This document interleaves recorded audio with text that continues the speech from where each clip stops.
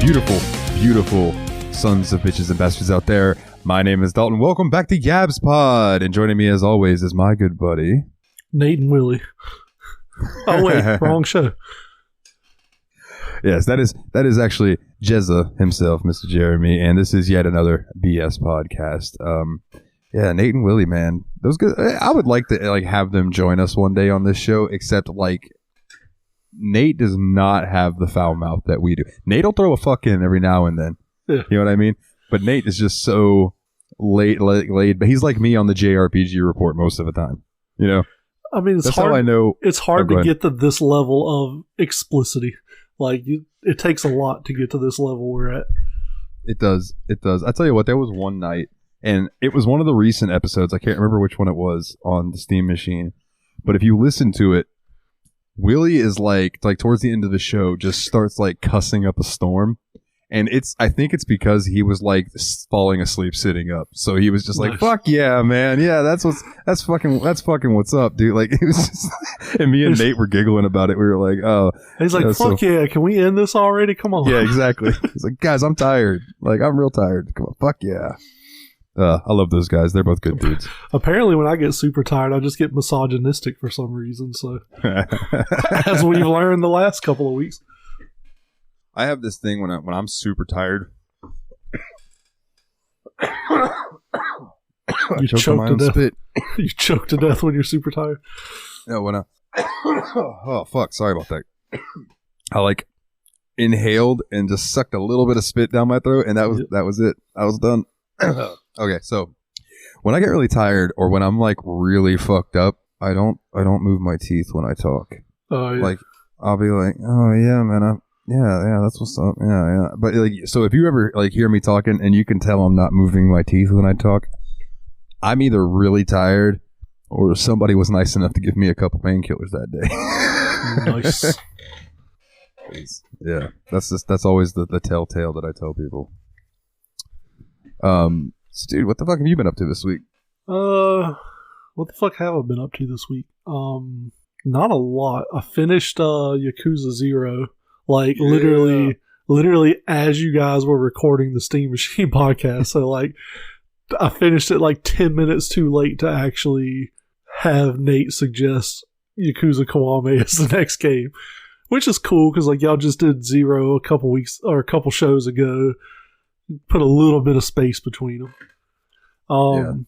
But I did go pick up Judgment on Series X, and I'm a few hours into it. It's pretty fucking good so far. It's a lot, I don't want to say it's a lot different, but it's instead of go find this person and beat the shit out of them, it's go find this person and tail them, and then, go interview this person. And there's little mini games where you have to ask questions, but it gives you say 4 options, and up in the top corner there's 3 stars, or there's a correct order to ask those questions in. If you ask the questions in the right order, you get those 3 stars. You get an SP bonus, which in Yakuza, you beat the shit out of people, you got money. Yeah.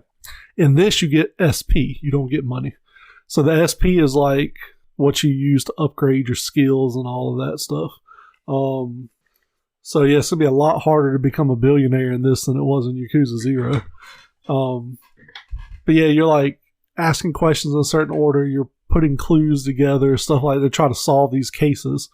Like I said, it's fucking polished as shit. Something I thought was really fucking cool when I did it. Do you remember in Yakuza 0, you walked up to a building and it was press A to enter. Press A and it cuts to a loading screen and then comes back and you're in the building.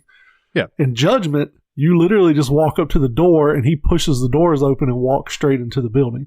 There's no cutting to load the building and stuff. And that's just the first time it happened. I was like, wow, that's really fucking cool after having to see the loading screen so much in Yakuza 0. Yeah, so, that's fucking sweet. Oh yeah. He just walks up and just if you walk up hard, he'll just slam both the doors open and walk through. Dude, I can't tell you. I think it was Red Dead 2 how many times I've accidentally just barged through the fucking door because I'm walking too fast. Yeah, I'd be running to the door and he just put his fucking shoulder down and slammed through it. Yeah. Everybody in the place is like, oh.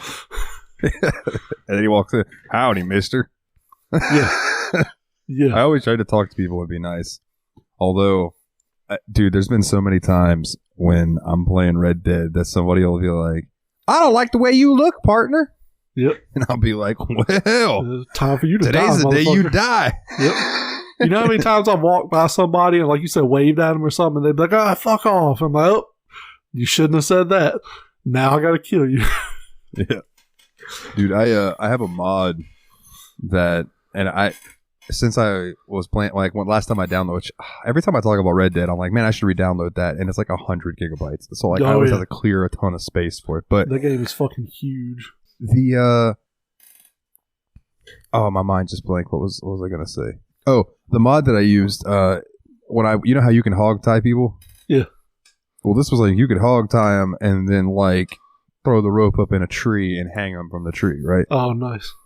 Like, not like noose style, although I think if you roped them the right way, you could hang them like that. But I had this instance where this guy, I was carrying him, and he was just talking shit on the back of my horse. Yeah. So I got him off, and I dragged him, and I tossed him over by this tree, and I attached him to the tree, and I roped him up, and at the same time, like, a mountain lion came running out. So I hopped on my horse and started riding away and watched, and this mountain lion just, like, this guy's just hanging there, and this thing's just, like, swatting at him. I was like, ah. And I was like, fuck, that's brutal. So for anyone who's never played Red Dead Redemption 2, I want to explain to you how advanced the AI are in this game. I don't know if you remember, Dalton, they actually had a problem where an NPC became a serial killer in the game. And, like, nobody knew why, but he was going around just randomly killing people.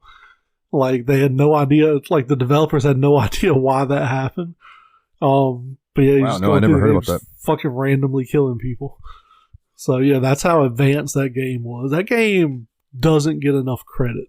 Like, that game was pretty fucking awesome, all the things you could do in that game. Like, you had to eat, and if you didn't eat, your character got skinnier, and if you ate a lot, your character got fatter. Your hair and beard grew in real time, but if you cut, like, you couldn't make it longer. You could cut it short, but if you wanted to get long again, you had to let it grow out. So it was pretty fucking cool. I will say, The Witcher 3 also had where your hair and beard would grow if you cut it all off. Yeah. But dude, Red Dead,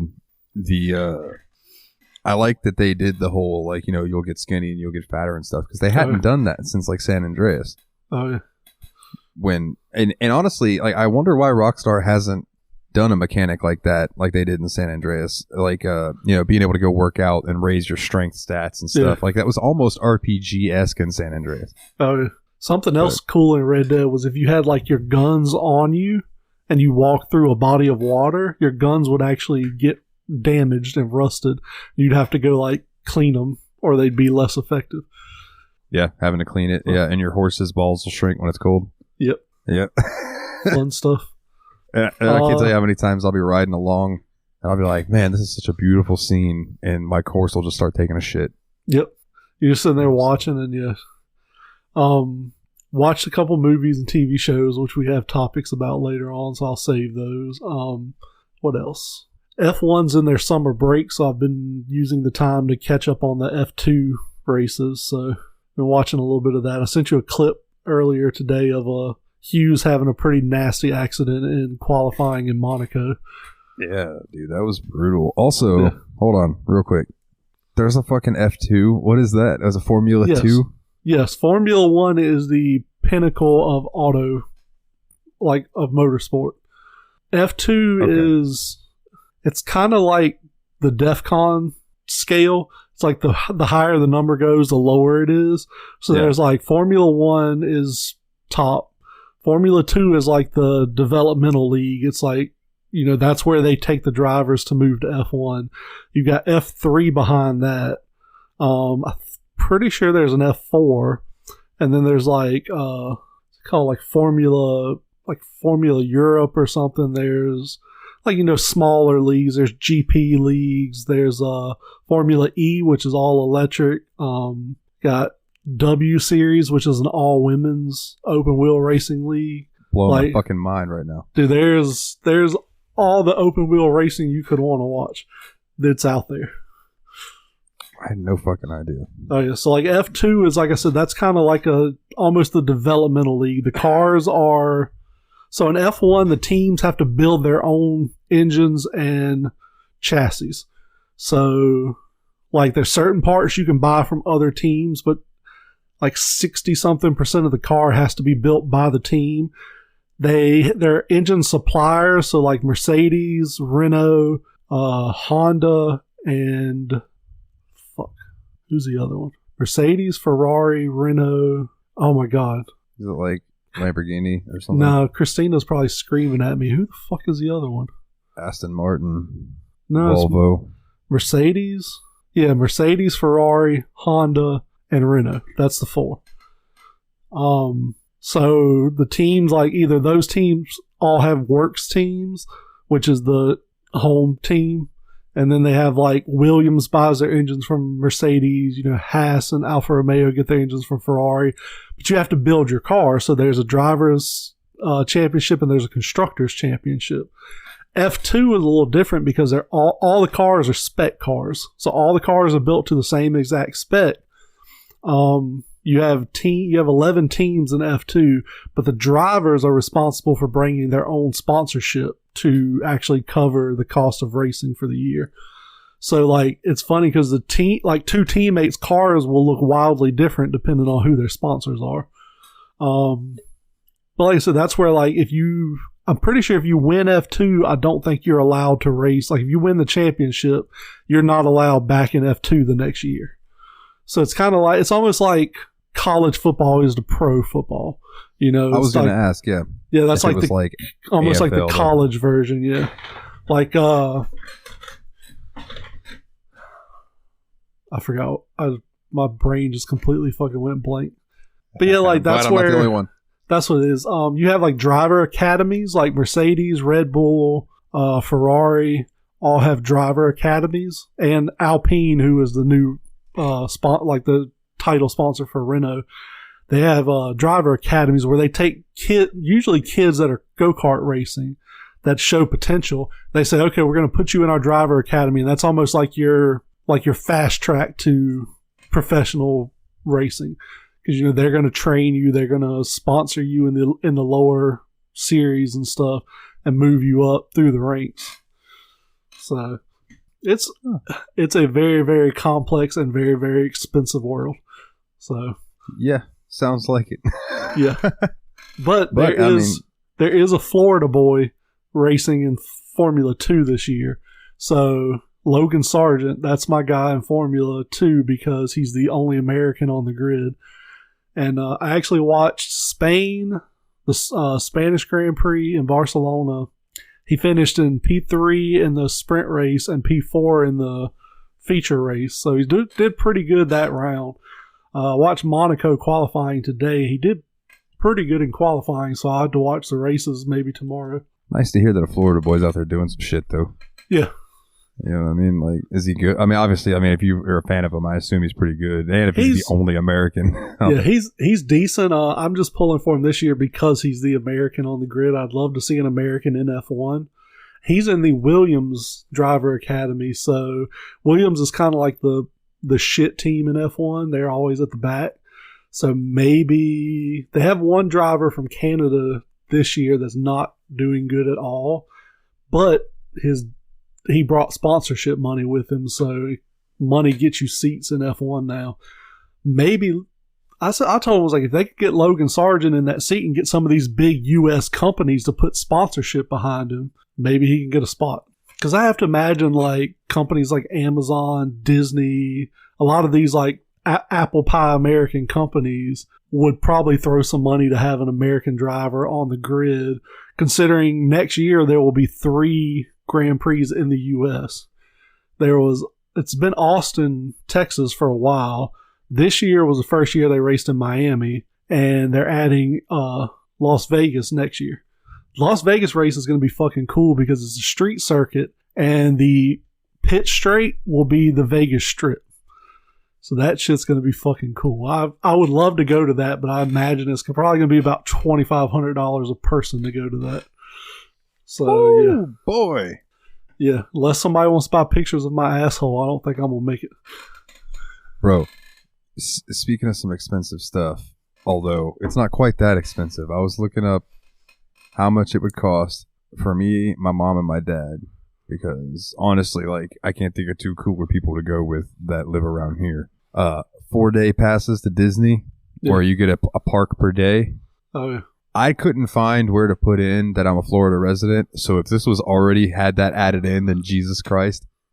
But without a hotel or anything, just for the tickets, was $1,500 for the three of us. Yeah. Oh, yeah. And I was like, dude, what happened to, like, dude, I'm stumbling on my words here. What average American family can afford that? Well, that's kind of the point of it, because they tell you it's something you have to do. They kind of, ingrain it in you that you have to go to Disney World at some point. Most people can't afford it, so they put it on credit cards and shit, and that kind of, just keeps you poor forever, because every time you get ahead a little bit, you throw a bunch of money on an expensive-ass vacation. And that's... Or $1,500 is getting you in the park. That's not including the $1,000 you're going to spend while you're there. Yeah, for food and for stuff. Yep. And hotel and all that. And I mean, you can find like a hotel package, but that's going to add on to your price. You know what I mean? Yeah. Yep. And then at least you get like breakfast or something. But I man, it's just like, it's just sad to me that, like, I know so many families that, like, I'm sure their kids would fucking love to go to Disney, but that shit's just so expensive that they're not going to go. Yep. And like, it would take saving up for a while for the amount that most people around here get paid. I don't know about the rest of the country, but like, I live in Po-ass Keystone. Yeah. You know what I'm saying? Like, all the people that make a bunch of money that live here do like concrete and roofing and shit like that. Like, they're men's men. Yep. They're also mostly assholes. And they're not the type of people that are going to take their kids to Disney. They're the type of people that's going to buy a 12-pack and yell at their wife. Yeah. Yeah, a trip, family vacation for them is like the closest beach that has like a Motel 6 oceanfront. Yeah, or going to the lake and drinking beer while the kids swim with the moccasins and gators and shit. Yep. Which, man, let me just go ahead and say, and I might have talked about this before, but like, okay, so my ex lived on a lake. Savannah lived on a lake. And I'm out there one night, and she used to get, I don't know if I've ever talked about this on the air, but like, she used to get real drunk every night. Like, she was an alcoholic, right? So, but she's also one of those bitches who is like witchy. So she's like, I need to go charge my crystals in the moonlight because it's full moon tonight and like that kind of stuff. Yeah. So she'd be fucking wasted, and I'd be walking with her, and she'd going down to the big, the long dock that they had with the like sitting area and stuff at the end of it. And she'd be like going right to the edge and putting her crystals out in the moonlight and stuff. And I'd be like just a nervous fucking wreck because I don't want this drunk bitch to fall into the lake because then I'm going to have to go in after her. And I don't like lake water and stuff during the day. Yeah. I like to be able to see in the water that I'm swimming in. Yep. And lakes are murky and gross. Especially in fucking gator country. So that leads me to, we're out there and she's doing her crystals and stuff, and she's like swaying back and forth while she's not sitting, she's squatting. Yeah. So I get her to sit down Indian style, and I'm sitting there and I'm smoking a cigarette. I don't think you're supposed to call it that anymore. I think it's crisscross applesauce now. I'm sorry, crisscross applesauce. Excuse me. Dalton gets canceled this week. Yeah, I'm the one that gets canceled this week. Yeah. But all of a sudden, dude, and I don't know if this is going to pick up on Discord because Discord's weird, but it was just like, and I was just like, what the fuck? I said, dude, that sounds like the biggest gator I've ever heard around here in my fucking life. And she's like, oh yeah, there's one around here that's like 8 foot long. He's always around. And I'm like, bitch, I was swimming in this lake with you not a couple days ago. If you'd have told me that, my fucking toes wouldn't have touched that water. Yep. Like, fuck that. I mean, this thing sounded huge. So then, of course, we have to like walk back up to her house. So when we get onto the land, we're having to walk. I mean, the fucking shore is right there. And I'm talking to my bud man about this one day, and he goes, "Oh, it's probably a bullfrog." And I said, "Fuck you." There is no bullfrog that big. I've heard bullfrogs, and yes, bullfrogs can have quite the croak. This was not that. It was a fucking snapping turtle getting some turtle pussy. This was a gator just being like, letting anything around here know this is my fucking territory. And I heard him loud and clear and didn't want to enter and impede on that. He was yelling, "Fall in, bitch." Yeah. Let her fall. Let her fall. I'm hungry. Bro, she was like, when I first met her, dude, she was thick. And then when we got together, she had like developed her drinking problem and would drink more than she would eat. So she was like skinny, which there's nothing wrong with that. Like, I don't mind skinny girls. It was just such a transformation that like I hadn't seen her in a while. And it was like, whoa. But I mean, we ended up dating anyway. So what the fuck? It doesn't matter. True that. I don't remember what started that rant. I'm sorry. And I guess it wasn't really a rant, but I don't know. I don't remember. Somebody read the minutes. Yeah, it's 22 past the hour and all is well. There used to be this. My dad told me about it. I don't remember what the fuck it was. It was this guy, and he was just talking about it. He's like, it's 3:00 in the morning. It's a crisp, warm 78 degrees outside, and not too much going on. You know what I mean? And he kind of talks like that for a minute, and then he goes, "It's 3:02, and it's 30 degrees outside. Quite a drop there." It was just, I don't know, it was just so dumb, but it's just the way he delivers it is just fantastic. Oh, yeah. I wish I could remember who it was, though, so I could give them credit. I love, like, old stand-up comedians. Oh, yeah. Dude, fucking stand-up comedy is amazing. Like, it's an underappreciated art form. I completely agree. Especially like, you watch guys like Carlin. Oh, yeah. Who, like, they were considered stand-up comedians, and they were funny, but really he was just up there saying some real shit. Yep. You know, like, he was the man, though. Man, so I'm trying to think of what I've been up to this week. I've been playing a lot of Neon Abyss, which is the current Steam Machine podcast game, which you said is not for you. No, twin stick shooters are not for me. Yeah, I like it. It's been pretty fun. Like, it's a lot more fun than some of the other games I've played in that style. You know, like, and I don't know if it's just because like I'm a sucker for neon lights and aesthetic, but I don't know. It's been fun though. Other than that, let's see. I've been doing some yard work. I've been cooking up a storm. Made a pizza tonight from scratch. It was delicious. I did the same, but it was from the freezer. And I believe Kana did as well. It was just like pizza all around. Also the other night, man, I made some like roasted veggies with this pork chop with a, so like I seared the pork chops in the pan, and then once they were done, I took them out and I put in mushrooms and shallot, like a diced up shallot into the pan. I let that soften up in there, and then I hit it with some vegetable stock, and then once that came to a low boil, take it off heat, hit it with some sour cream, some freshly chopped parsley, mix that around, put the pork chops back in there, let them soak it up. Oh, dude, it was so fucking good, Jeremy. It was so fucking good. I know you probably don't eat pork chops, but like, it was delicious. 2 nights ago, I made turkey stroganoff hamburger helper, and it was fucking delicious too. I love hamburger helper, but I'm pretty sure I'm like minorly lactose intolerant, because it used to be when I ate hamburger helper, I would, about 20-30 minutes after I ate it, I would just have fucking like violent, painful diarrhea. But then like it always would be like for about 24 hours, I would have the worst fucking gas I've ever had. I used to love it because I'd eat that shit like in time enough to clear my guts before I had to go to work. And then I would just fucking, because we had earplugs and shit was loud as hell at the plant, so you couldn't hear a fart. So you could just fucking like crop dust people. And oh my God, dude, the smell, like my buddy Matt would be like, Jesus fucking Christ, what's wrong with you? Like, I just fucking, dude, I can't deny a fart. If it was me and somebody says something about it, I bust out fucking laughing.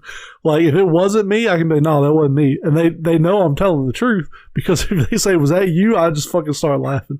So yeah, I just fucking crop dust this shit. And the funniest thing would be like standing at my station, just ripping rank ass fart. See somebody walking up to the station. They walk up, they start talking to you, and you see the expression on their face when they fucking like realize it's there. Like, they kind of get a hitch in their sentence they're saying.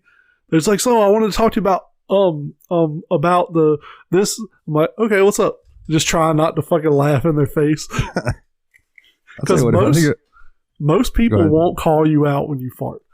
They want to be fucking polite about it, but that shit would be so fucking foul that like I could barely stand to be around it. So I can't imagine how bad it was to somebody else.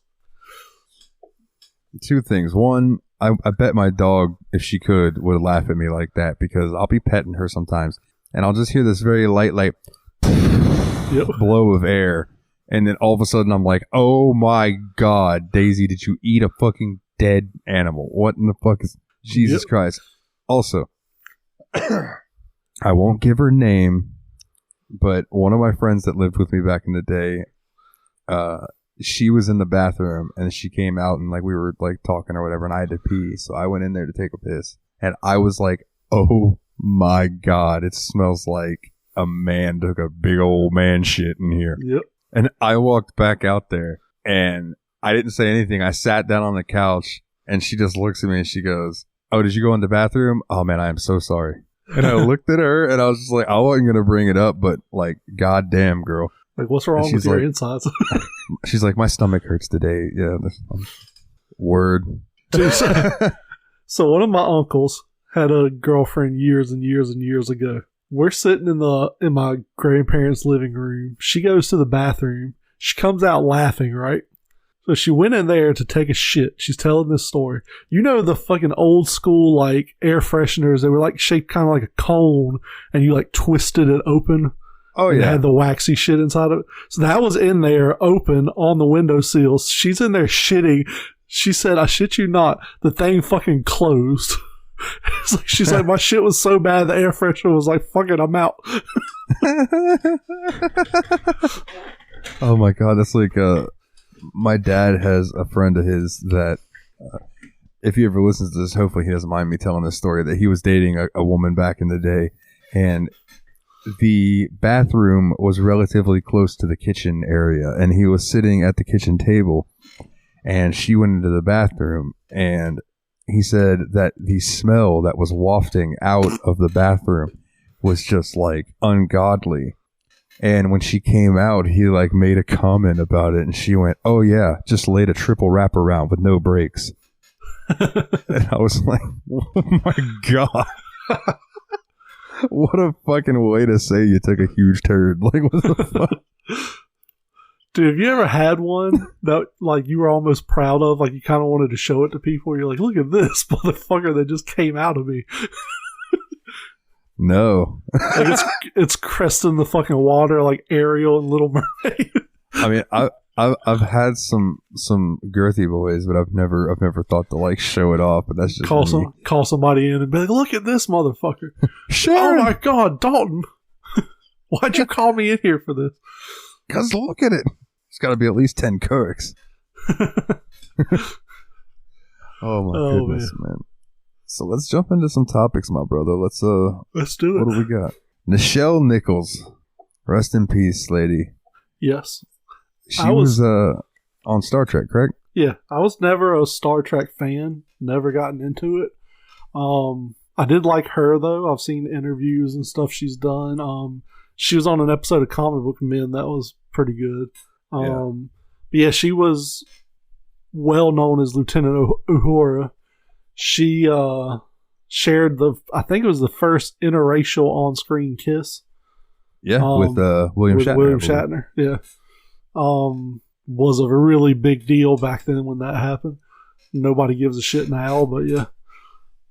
I'm sure there's people who give a shit, but nobody gives a shit about them, so it doesn't matter. Yeah, fuck a racist in the butthole. Yeah. With a cactus. So yeah, she lived a very, very long, very good life. So, hey, you could say that she lived a long and prosperous life. Yes, you could. Yes, I'm not saying that because I'm not a Star Trek fan, but oh man, like I said, I think we talked about this last week. Like the original series that she was a part of is a little campy for me because Shatner is just so over the top. Oh yeah. But Next Generation's some good shit. And but I appreciate Nichelle Nichols for like her being like a powerful black woman early on television. Oh, yeah. You know what I mean? Yeah. I think that's very cool. Yeah, when women in general were basically being told to sit down and shut up, she was not doing that. Yeah.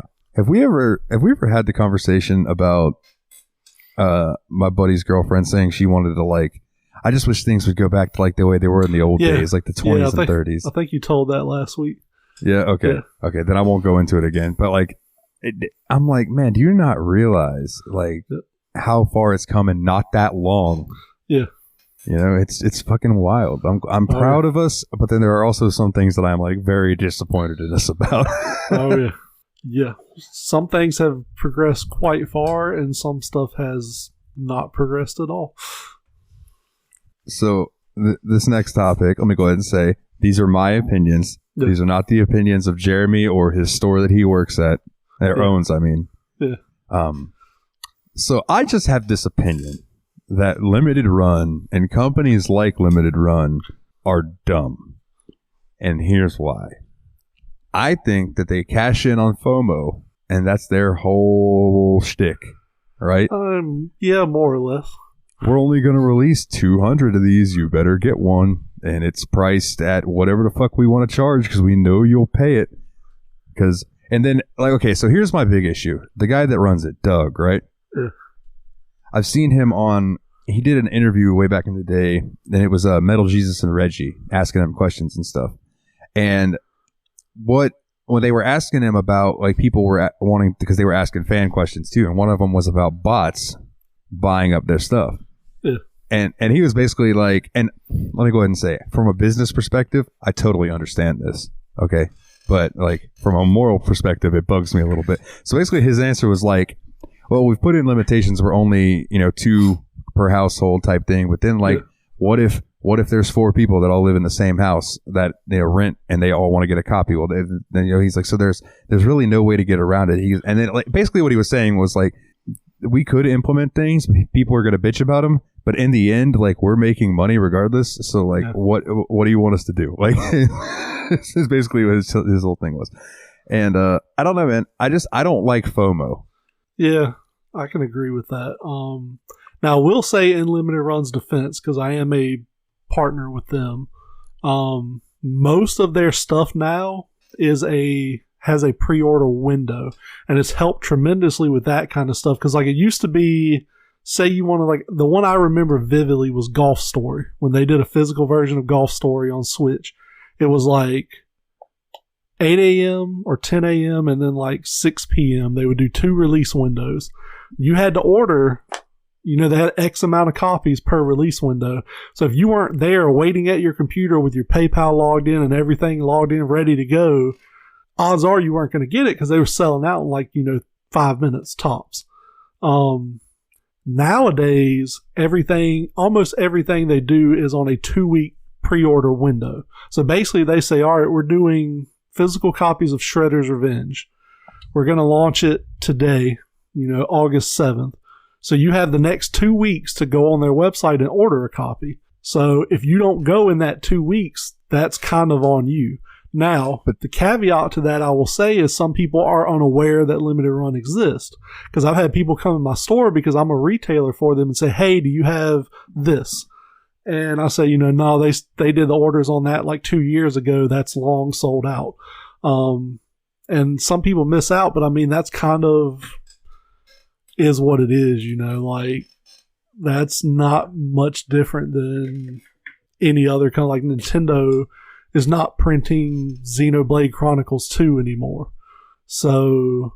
Oh, well, don't get me started on Nintendo. They make dumb decisions all the fucking time. But like Xenoblade Chronicles 2 was on the shelf forever. So if you didn't buy it when you had the opportunity, now you're going to have to pay some third party or some scalper or whatever to get a copy of it. It just kind of, it's the nature of the beast, I guess to say.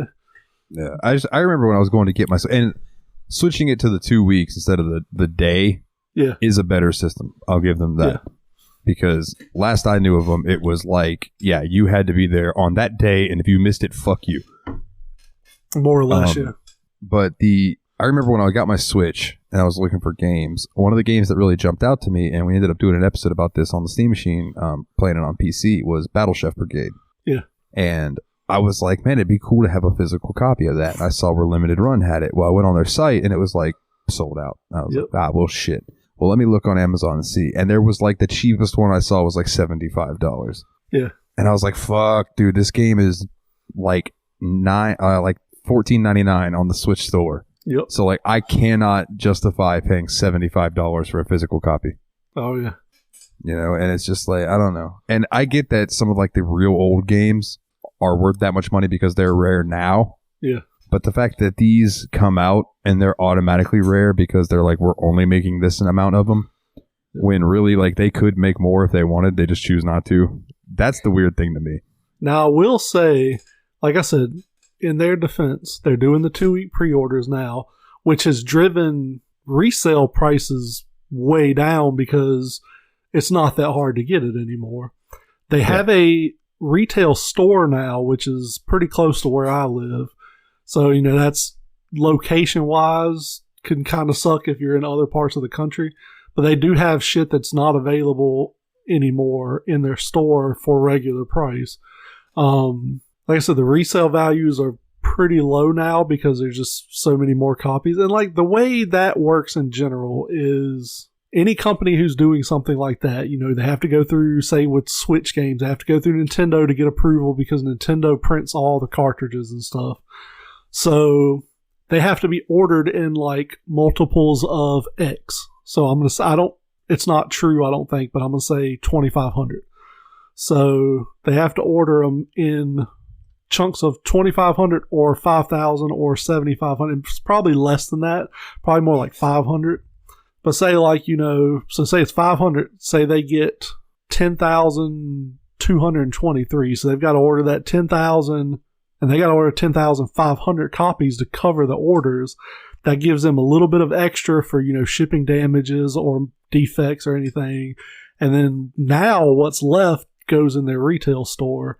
So, you know, it made sense the way they did it originally because they could say, okay, we have to order in chunks of 2,500. So we're only going to order 7,500 copies of this game. We're only going to sell 7,200 so we can have extras to cover whatever. They say 7,400, so we have 100 extra copies. That was something in the interview that he brought up that I did respect, is that they said they always put back some for people who's like might got lost in the mail or damaged or anything like that, which I thought that was respectable. When you're doing that kind of stuff, you have to have contingencies for that kind of stuff. Yeah. So, but yeah, like when they first started out, they were on a shoestring budget, so they couldn't order, you know, tons and tons of product that wasn't sold. So it made sense the way they did it, but also, like you said, there was a lot of butthurt people because they missed out on ordering stuff. No. I don't feel bad for all of them because a lot of them were butthurt because they missed out on something they could resell on Amazon for 3 times what or on eBay for 3 times what they paid for it. I don't feel bad for those people. I feel bad for the people who genuinely missed out on the copy, but to my knowledge, they don't do anything that isn't available to play elsewhere. So like Golf Story, say you missed Golf Story and you really wanted to play the game, you could get it on the eShop and still play it. Yeah. Like this was just if you wanted a physical copy. You didn't have to have that physical copy to play the game. Now there was a company who was going to do something similar to what Limited Run originally did, but they were going to do it with new content that you couldn't get anywhere else. To me, that's bullshit. Like, you say, you know, there's these games that you can't play anywhere else, but we're only going to print 3,000 copies of it. If you don't get one of those 3,000, you're just not playing it. Because that's inviting scalpers to come buy up copies to sell online. Because, you know, like you said, say they do 2 per household. Say, you know, I want a copy of the game. I'm like, well, I'm in the store. I might as well get 2 copies because I can sell the other one and pay for my copy too. You know, you're going to invite that kind of mentality into it. That means half as many people who wanted the game are going to get it because everybody who ordered it ordered 2 copies. I don't think that's fair at all. And we know like a good handful of people who would absolutely order 2 copies because they just want to keep one sealed. Yeah. You know, which again, I guess that's just like, that's okay with their money and whatever, but like that's a copy that somebody else could have gotten and enjoyed in that situation. In normal situations, it is what it is. And when it's when it's a series that there's 2 million copies floating around, who the fuck cares if you buy a sealed one? You know what I mean? But it's like the Super Mario 3D All-Stars that came out. It was, quote, limited. It was limited to like 10 million copies. It's like I have an extra sealed copy. I bought 2 copies because I'll put one in the store and sell it. I forgot I had it. It was in the back room of the store, and then I came across it one day. I was like, oh shit, I forgot all about this. So I just left it because I was like, oh, maybe right now it's worth less than the $60 it costs new. Maybe one day it will be worth more.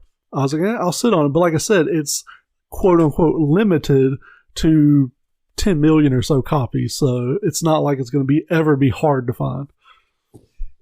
You know what's something interesting? I mean, this is kind of changing the subject, but we keep talking about Nintendo. So Nintendo is the opposite of Steam in the sense that on Steam, there is always AAA games on sale for like a decent price. Yep. On Nintendo, you will never see a AAA game on sale. And if you do, it's for like $55 instead of $60. Yep. You know, and I'm now, I will say, I can explain that. Nintendo started in it might have been NES, I know Super Nintendo era. They took a hard stance of we will not devalue our games. So basically, they said, any first-party Nintendo title, so your Marios, Kirby's, Metroids, Pokemon, which is technically second-party, all of that stuff, they will never lower the price of those games like other companies do. Basically, what Nintendo says is when people stop ordering the game from us, we just stop printing it. So they took this hard stance of $60. That's the price of the game. You want it, you'll pay it. And it's worked out for them because most people say, oh, well, I really want to play Super Mario Strikers. Well, it's never going to go down in price. I'm going to just go ahead and buy it. Whereas like an Ubisoft, Far Cry 7 comes out or Assassin's Creed Buttholes or whatever. And what happens 6 weeks after that game hits the shelf? It's on sale for $40 instead of $60. So most anybody who's not a hardcore fan can say, well, I'm going to wait 6 weeks, buy it for $40 instead of $60. So, and that's something I've talked about with a friend of mine. She's the manager at the local GameStop, which she's leaving. Tomorrow's her last day, so I'm going to go hang out with her a little bit tomorrow. And I explained it to her because people say, I bought this game for $60 and you're only going to give me $30 in store credit. And I just bought it yesterday. And I explained to her, I was like, what they don't understand is most people who want this game for $60 bought it the day it came out. Anybody who didn't buy it the day it came out, more than likely are waiting for it to go on sale. So say you bought that game for $60, GameStop gives you $30 for it. They're going to put it on the shelf for $55. It's going to sit there for 6 weeks. All of a sudden, that game's going to go on sale for $40, which means the used copy is going to be worth $35, which means you're going to go buy it for $35. They paid $30 for it. They're making $35 off of it. So literally, any profit they made on that went to paying the employee to put it on the shelf, basically. So that's what a lot of people don't understand. And I know I'm sound like devil's advocate because I'm on the other side of the counter, so I understand how this stuff works. Yeah, well, that's why I brought it up to you because I knew that you would. Yeah, and it's that's why I say Nintendo kind of hit the nail on the head, but no other company can get away with that. Like if Sony decided to say we're never lowering the prices of our games, I think a lot of people would skip a lot of those games. You'll have Spider-Man will sell well, God of War will sell well, but a lot of that shit, people will be like, well, I just won't try it because I don't want to pay $70 to try this game I've never tried before. Twitter would never let it happen. No. It would. The internet would fucking explode. Now, see, like I said, Nintendo did that shit before the internet existed. So It's kind of just how it's always been. So people don't really bitch. People bitch about it, but they don't really bitch about it a lot because it's just the way. It's like the Mandalorian. This is the way. This is the way. Yeah. That's how Nintendo is. Nothing we can really do about it. Now, eventually those games do go down some in value. Like, I think I've got Pokemon Let's Go Pikachu on my shelf right now for like $40. So, like, but that's $40 for a game that came out like 3-4 years ago. Whereas every other like PS4 and Xbox One title that came out that same year, probably like $10 or less on my shelf.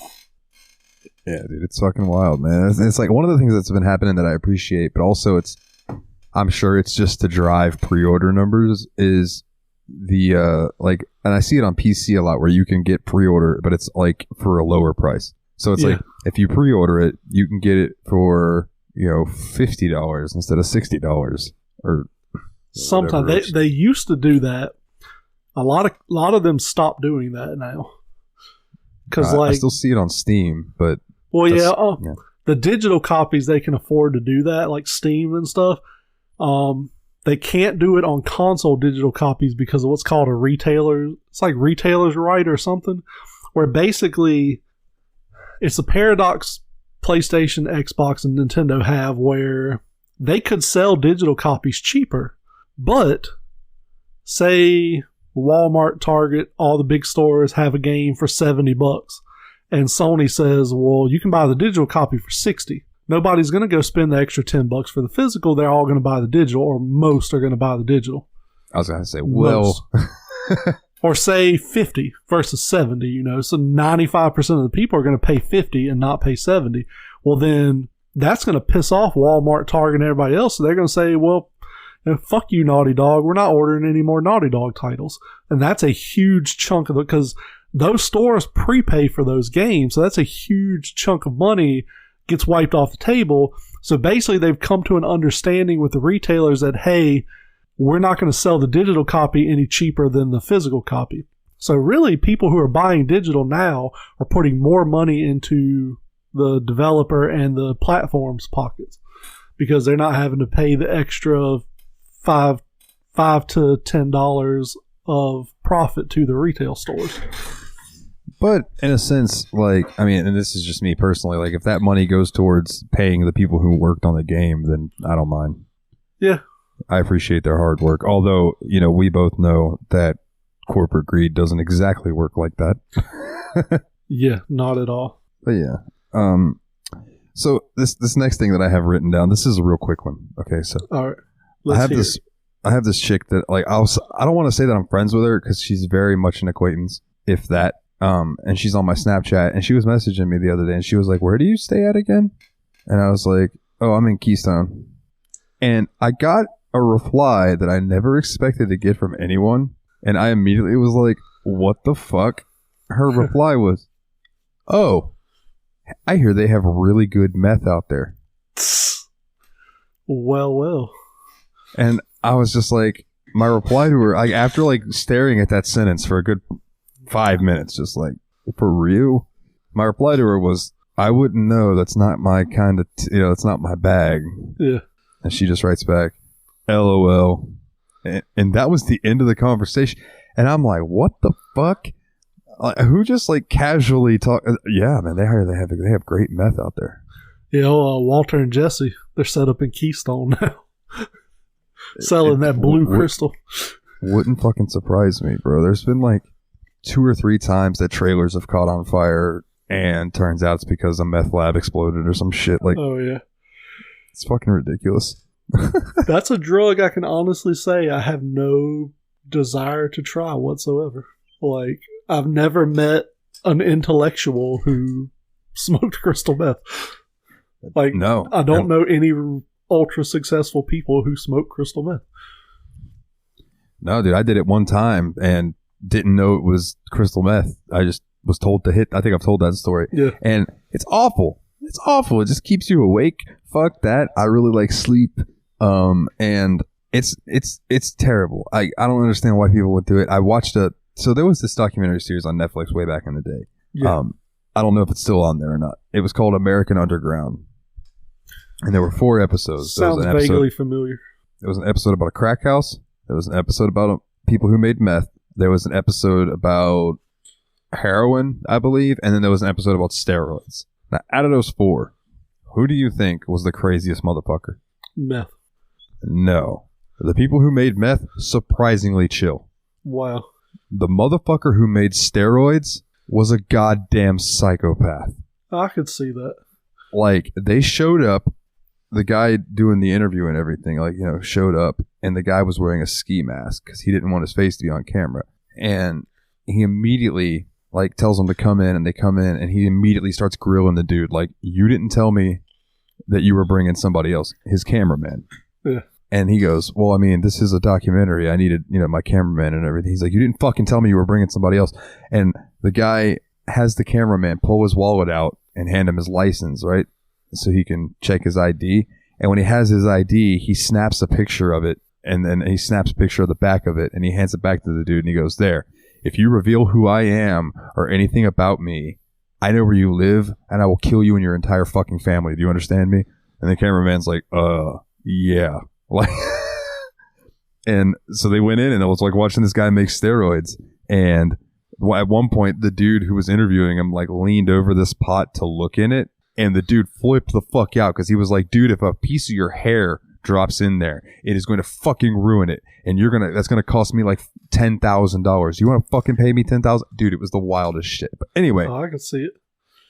The people who were making meth, while they were meth heads, they were like some like hillbilly people in a cabin type. Like they were like just, I don't even know how to describe it. It was just like that. It was just a normal thing that they did, was just make some meth. And they would put, it was like they broke open a battery and put some of that shit into a bottle with like some Abraxo cleaner and some other shit in this Gatorade bottle, and they would just shake it. And then like the pressure would build up and they would release the pressure, and then they'd close it and they'd shake it.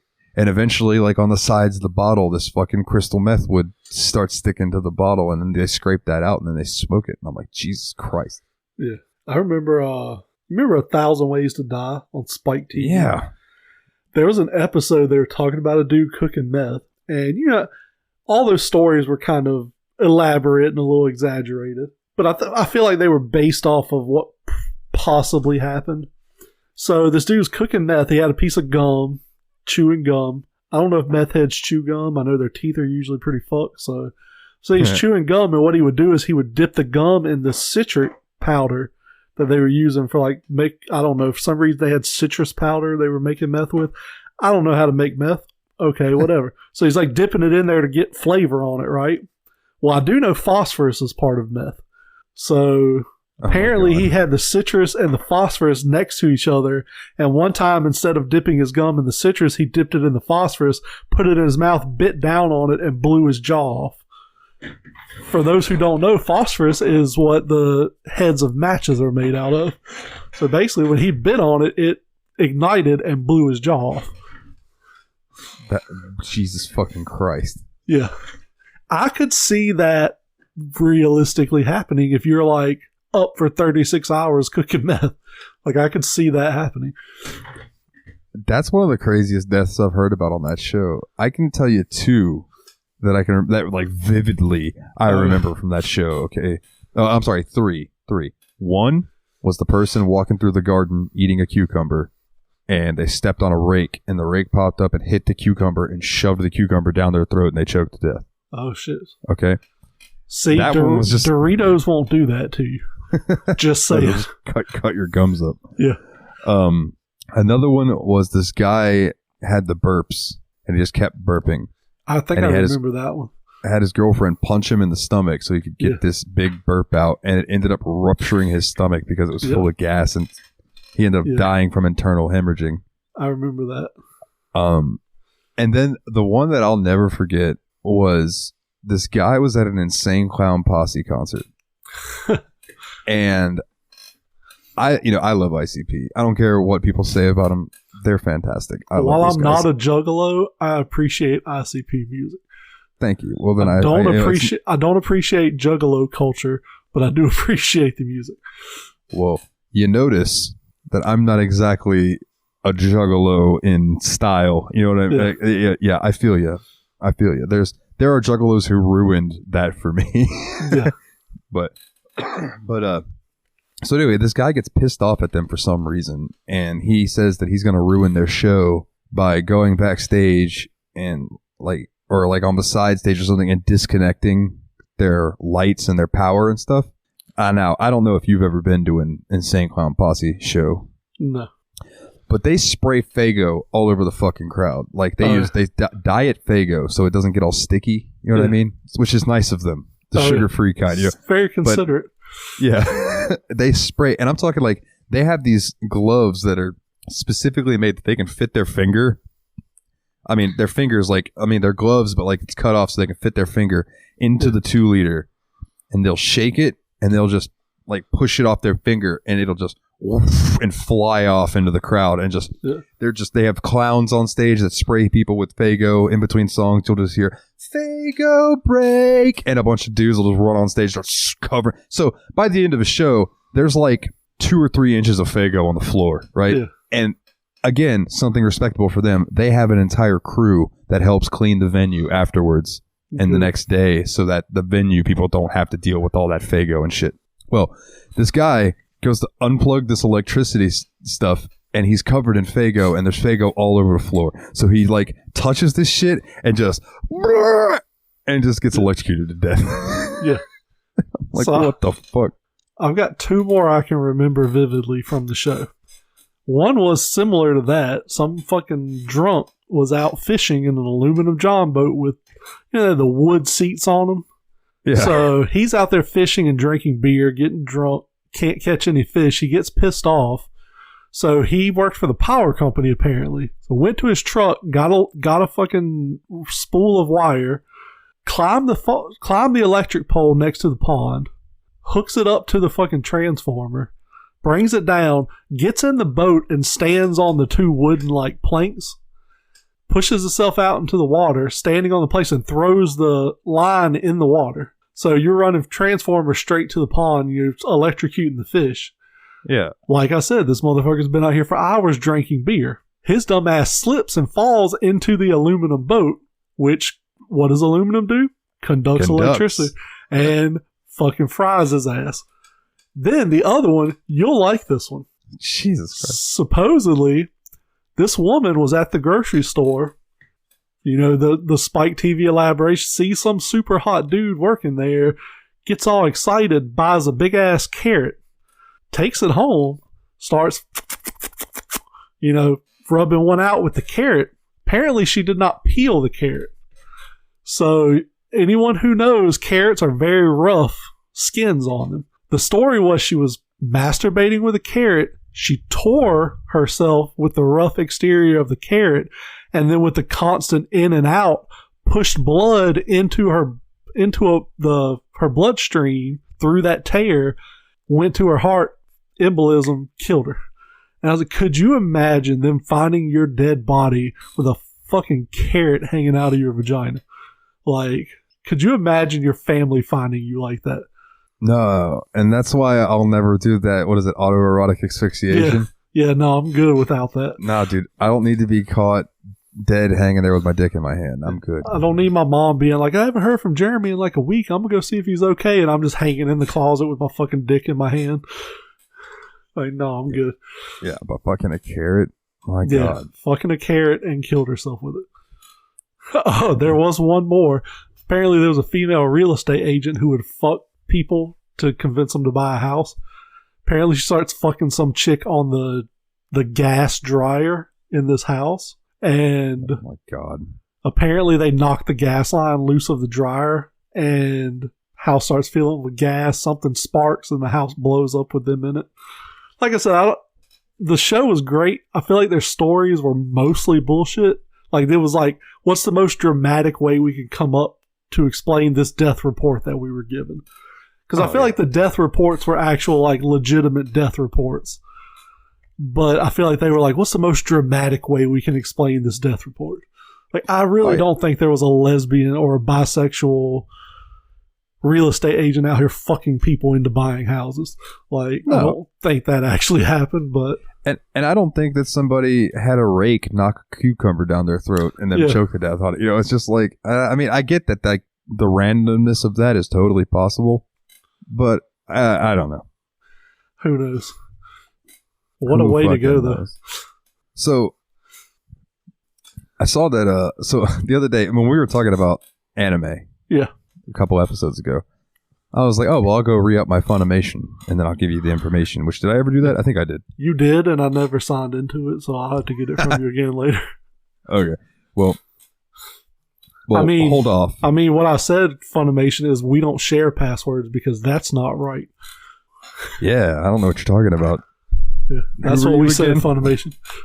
We don't share passwords. That's illegal and immoral. So we'll hold off for like a week because I saw after I had signed up for Funimation, there was this big splash page after I had paid money that was like, hey, we're migrating over to Crunchyroll. All of our shit is now available on Crunchyroll as we speak. And I was like, oh, well, god damn it. I could have went to Crunchyroll for the same price and signed up and gotten both, all this stuff plus more. Yeah. I was like, damn it, man. So now I'm just like patiently waiting for my Funimation to run out so I can switch over to Crunchyroll. Yeah. Now, and we talked about this when you mentioned it. Funimation is such a better name than Crunchyroll to me. Way better. Like, to me personally, I think Funimation is just so much better.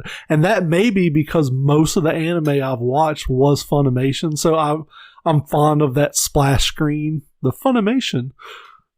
I want to believe, I want to say that Funimation was a lot of shonen stuff like DBZ and Naruto, that stuff.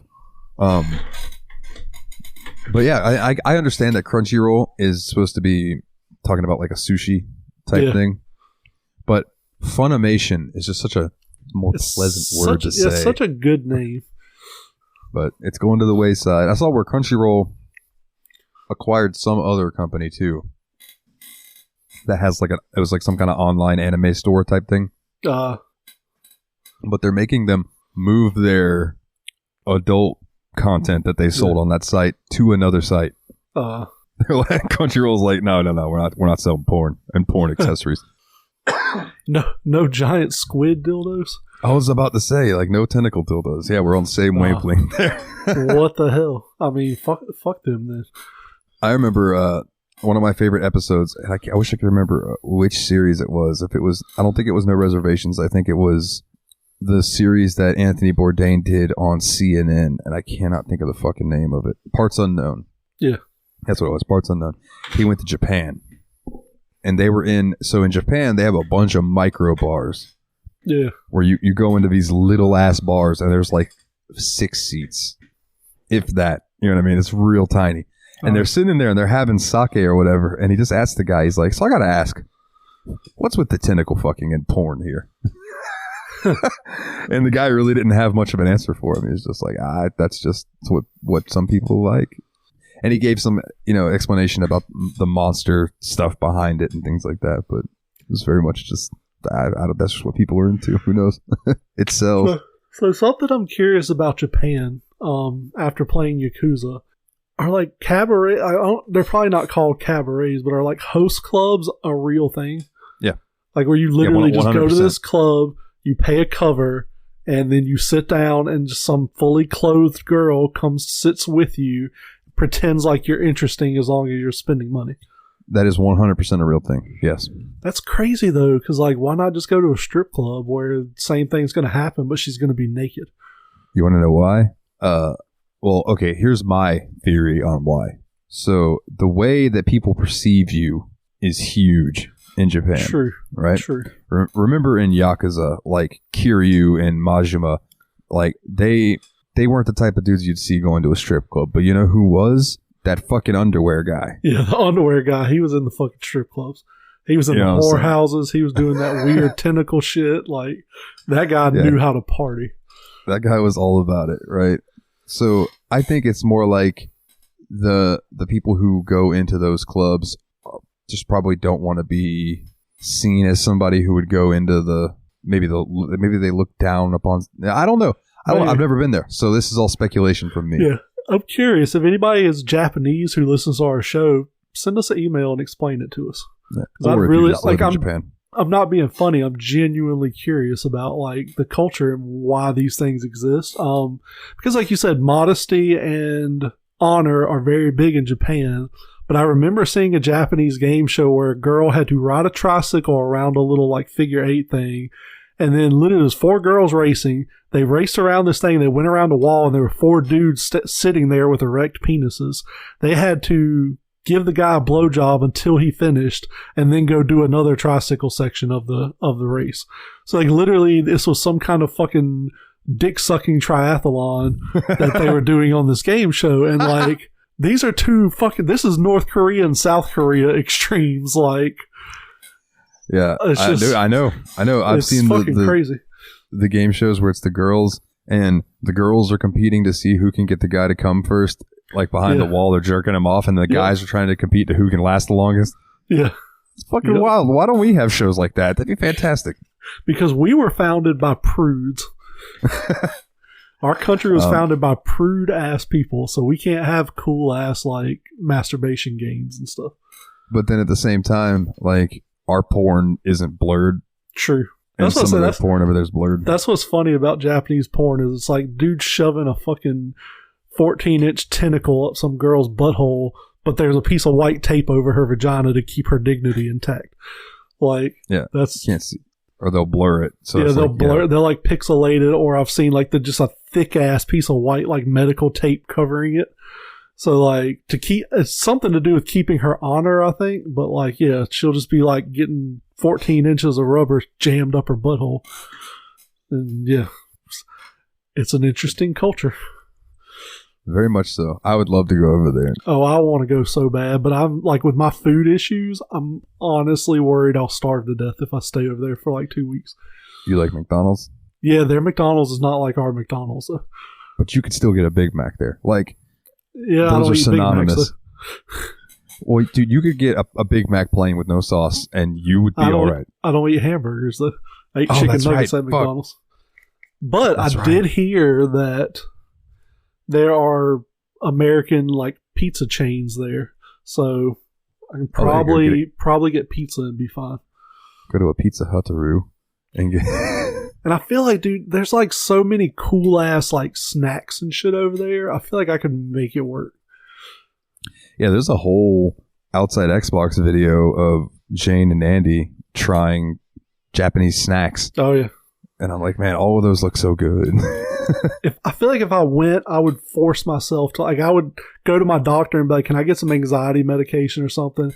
And like force myself to try some new shit while I was over there. Like, I'd probably have to take some kind of fucking anxiety meds to get over it, but just try something while I'm over there. Yeah, it'd be worth it, as long as it didn't, like, ruin the trip for you. True. Yeah. We'll go over there and find some, like, pretty Japanese girl and just fucking not come back. We'll go to a cabaret club. I just live in Japan now. Oh, man.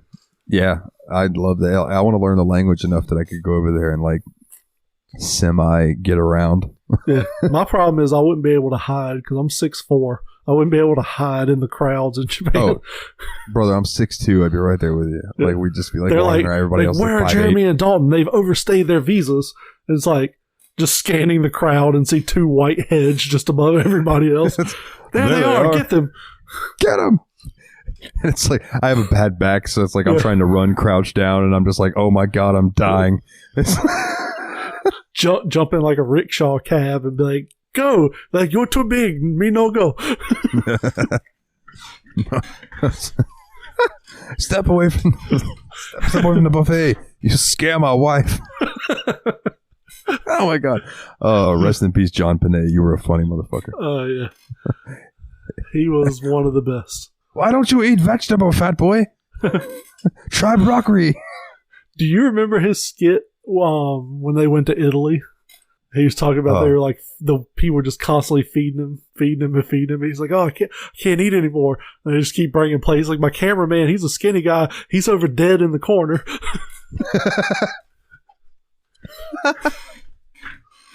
Dude. I'm gonna have to watch some of his shit after we're done recording. I got too much stuff to watch that I never get around to watching because I'm always like, what should I watch? Well, let's just put on YouTube. Yeah, let's just watch King of the Hill for the 15th time. Oh, speaking of, I'm gonna jump into another topic here. The new Beavis and Butthead series has aired on Paramount Plus. There are 2 episodes out now. The first one, I believe I put it in the music and media channel on the Discord. It is on YouTube. If you don't have Paramount Plus, you can watch the entire episode on YouTube for free. It is hilarious. The second episode is hilarious. They are doing the music videos. I explained it to Dalton. Like, the first one's a TikTok of some dude explaining how to make prison tattoo ink, and Beavis and Butthead basically just roasting him for looking like a criminal. And then it was some country music video.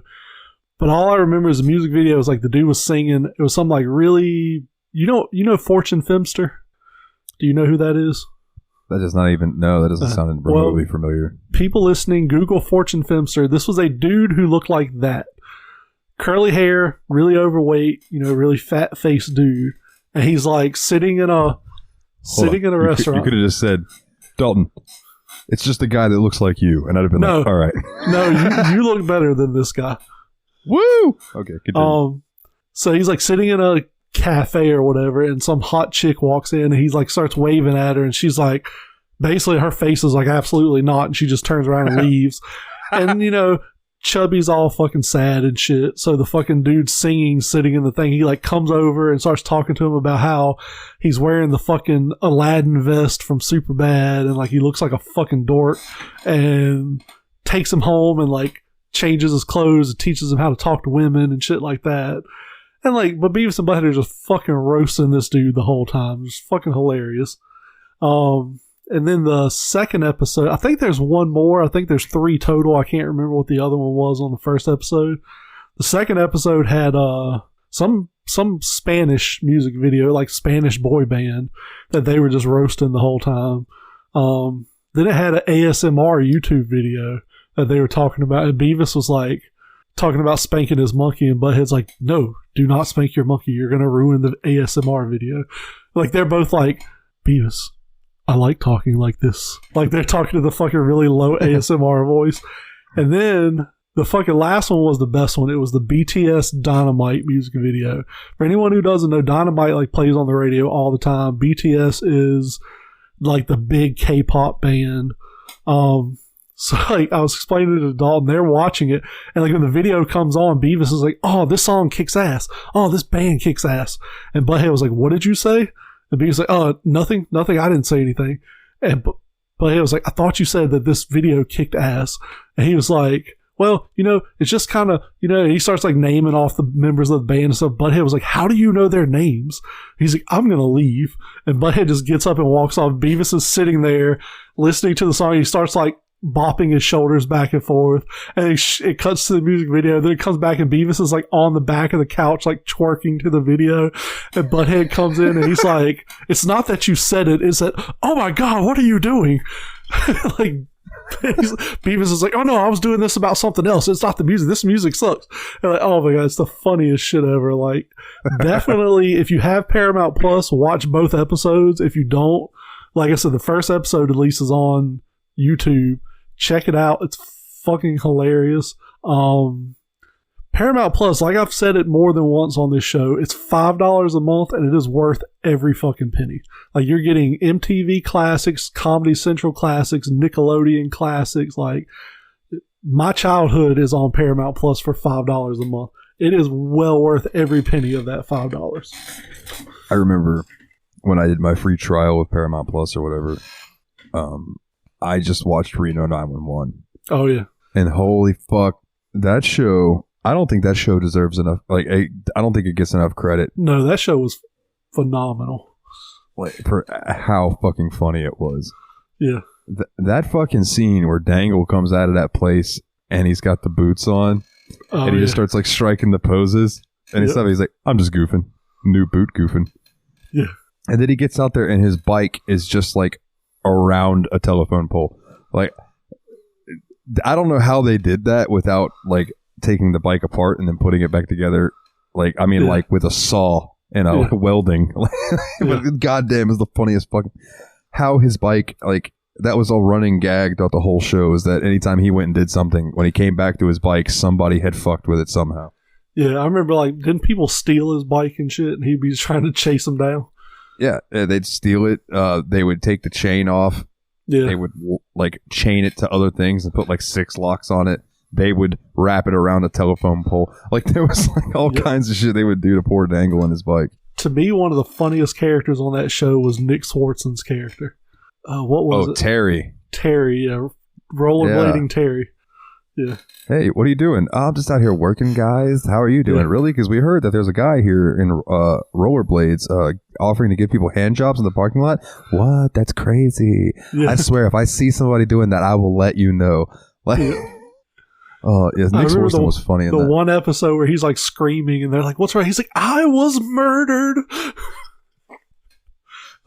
Yeah, Reno 911 is, oh God, it's so good. Yeah. One more scene and then we can stop harping about how good it is. But like it was like Dangle and Jonesy were doing something. Yeah. And Dangle's face was like an inch and a half from Jones's face. Or I mean, Dangle's ass was about an inch and a half from Jones's face. And Jones is just like, Dangle, get your ass out of my face. And with the most serious face, Dangle looks over his shoulder and just goes, get your face out of my ass. Yep. I don't know why. Like that has stuck with me. I think about that sometimes and just burst out laughing. It's how serious they were able to play it. When they got the mandate that they had to get all their mustaches shaved off. Yeah. And they were like, no, we're not going to do it. We're not going to do it. And then it shows them all sitting at the bar, mustacheless, except what was his name? No, it wasn't Garcia. It's the other guy. The guy who's always in the sunglasses. But he's now a postman because he quit the force because he wasn't going to shave his mustache. You sure that wasn't Garcia? Yeah, I promise. Because Garcia was the gray-haired guy with the little mustache, and he was one of the ones that was sitting there without his mustache anymore. Let's see. I'm going to look it up. Yeah, please do, because it's going to bug the shit out of me, because there's Jones. Because I remember that. I remember that happening. Dangle, Garcia. Jones, Dangle, Travis. Travis what? Or was that his last name? It was Travis. No, it was, let's see. It's only showing. I remember it was like Officer something. Because he was a skinny guy with the fucking sunglasses. Yeah. And he was like, he kind of had like a redneck voice, if I remember right. Yeah, I know who you're talking about. I'm going to find it. It's Travis J. something. Let's see. Looking at his IMDb now. Yeah, I remember, like you say, he quit the force and became a postman because he wasn't going to shave his mustache. All right, let's see. Travis Jr. Jr., that's right. Yeah. Fucking A. Yeah. That motherfucker, goddamn, so good.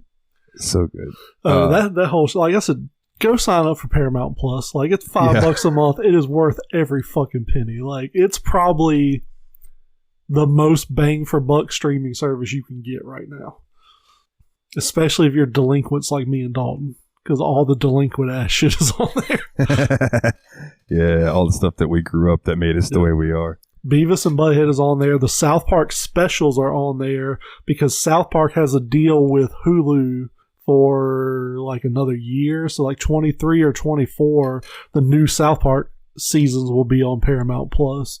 Rocko's Modern Life is on there. Reno 911, like just they so have all much the Rugrats shit. Or Nickelodeon shit. Yeah. Rugrats, Workaholics is on there.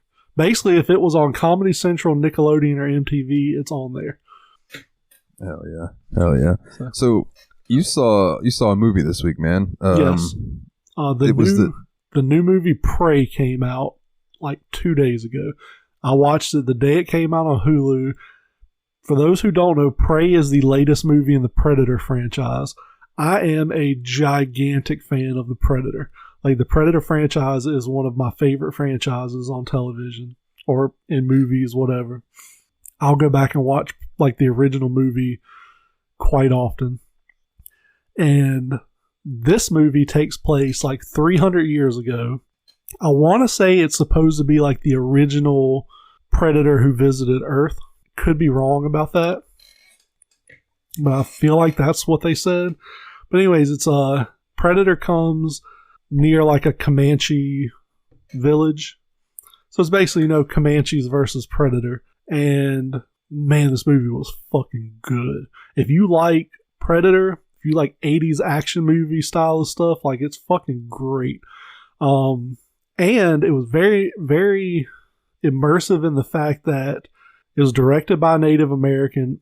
Most of the cast are Native American. It's actually, there's a version of it that I'm going to watch next time I watch it that's supposed to be entirely in the Comanche language, which I feel like from an immersion standpoint, that's just going to be fucking amazing. That's kind of like what was it, 10,000 BC? Yeah. Far Cry Primal. Yeah, was really cool because they made a language for that game. Yeah. Like, it was really cool. What's cool to me, like, so we both played Yakuza 0 fairly recently. That was only available with a Japanese audio track. You could have English subtitles. I'm playing Judgment. Judgment has Japanese and English audio tracks. So I'm playing it in the English because, like I told you, playing Yakuza 0, my attention spans kind of sucks. So it's hard for me to just sit there and focus on the subtitles. But it doesn't feel as authentic. I feel like I'm going to have to switch to the Japanese audio track because it doesn't feel authentic. And that's kind of how I felt with this movie. Like, the movie's amazing, even in English, but I feel like watching it in the Comanche language will just make it so immersive, because it's like, this is what would have actually fucking happened had a predator visited America 300 years ago. So yeah, I'm going to definitely watch it again in the Comanche audio track and just see how it is. Well, like, for instance, just to kind of halfway relate to that, I watched Squid Game in Korean. Yeah. With the subtitles, whereas some people I know watched it with the dub or whatever. See, I watched it with the English dub. I may go back and watch it with Korean just for the immersion of it. That was a fucking crazy ass show, though. Jesus Christ. Dude, that was really fucking good. That show sparked me looking into, like, other Korean stuff. Oh yeah. And I need to watch, what was that movie, Parasite, that we were talking about? Yeah. I need to watch that. Fucking great. And that's another Korean movie. And then I think Train to Busan. Train to Busan was a Korean movie. I've never seen that, but I've heard it's fantastic. There's a show on Netflix I'm really wanting to watch called Alice in Borderland. It's sort of similar to Squid Game. That's Korean. There's a Korean manga I used to read called Sweet Home, and they actually made it into a live action Netflix show. And it's basically, if you have a Webtoon, it's a free, like, digital comic app. Sweet Home was on there. I started reading it when it first came out, and I was hooked on it, but I haven't read it in years. But, like, basically this kid moved into an apartment building, and he was, like, kind of a loner. He was planning on killing himself, and then some shit went down, and then basically monsters showed up in his apartment building. And his apartment building's been, like, quarantined. But it's basically like some kind of thing that turns people into a mutant version of whatever their deepest desires are. It's like, I remember there's one guy that's like, all he cared about was bodybuilding, so he turns into this, like, hulking ass fucking mutant monster. And he's just running around going, protein! Like, there was one guy who, yeah, I forget his thing, but, like, I remember his monster's like half his head is missing, but I remember he has, like, one big ear. Like, dude, it's such a fucking good manga, though. Like I said, you can go on Webtoons and read it for free. I haven't watched the live action show yet. That may be next on my docket. But I can't speak on the quality of that. But the manga's amazing. Like I said, you can download Webtoons for free. Look up Sweet Home, and it's on there in English. Fucking great reads. Definitely worth reading. Without giving away too much of the plot, yeah, I will tell you that Persona 5 has a very similar story vibe to the innermost desire thing that you were just talking about. Like, very, very similar. So that sounds right up my alley, because, everyone fucking who knows me knows how much I loved Persona 5. Yeah. Also, speaking of mangas, and I believe this was made into a live action movie, but this is Japanese. Have you ever heard, I think it's called Maichen or something like that? No. So one of our resident anime fans and manga fans will hopefully be able to elaborate on this in the Discord. And speaking of the Discord, if you'd like to come hang out with us, it's bit.ly/TSMP Discord, all capital letters. You definitely should, because it's some crazy shit getting talked about in there. Yeah, it's popping off in there, man. We have a good time. But Maichen, so what I remember is, like, this new maid gets hired at this, this place, this rich people house. And she's, like, doing her thing, and there's this maid there who lives there named Maichen. Well, when they're going to have dinner that night, the guy says they're having a special guest over for dinner, and he'll require like a special the special meal or something like that, right? Yeah. So Mei Chen's like, okay, and cuts her fucking arm off and starts chopping it up to cook up for this person, right? And this girl was just like fucking mortified. And like one of the things is like when they eat and drink, like the job pays really well, but they have to like get down and drink water out of a bowl like a cat would, you know what I mean? So like that's how they eat and drink. But this girl's arm grows back. So the whole thing is that Mei Chen can't die. And this guy basically pimps her out to these people who come and like rape her and kill her and cut her into fucking pieces and just do all this ridiculous shit. But the next day she's fucking fine. She just regenerates. And it's like, that's the whole premise of it. Is it's a fucking manga about this girl who just gets raped and killed like every issue. Jeez. And then she's okay. So that's the depravity of that. But because I found out about it, I'm gonna give a shout out because it's a relatively small YouTube channel, given how some YouTube channels are. It's called Horrible Reviews, and the guy who runs it, he's definitely European, and he always starts his video off. It cracks me up. He'll crack a beer open and he takes a sip of it and he sits it down and he goes, "What's up, gangsters?"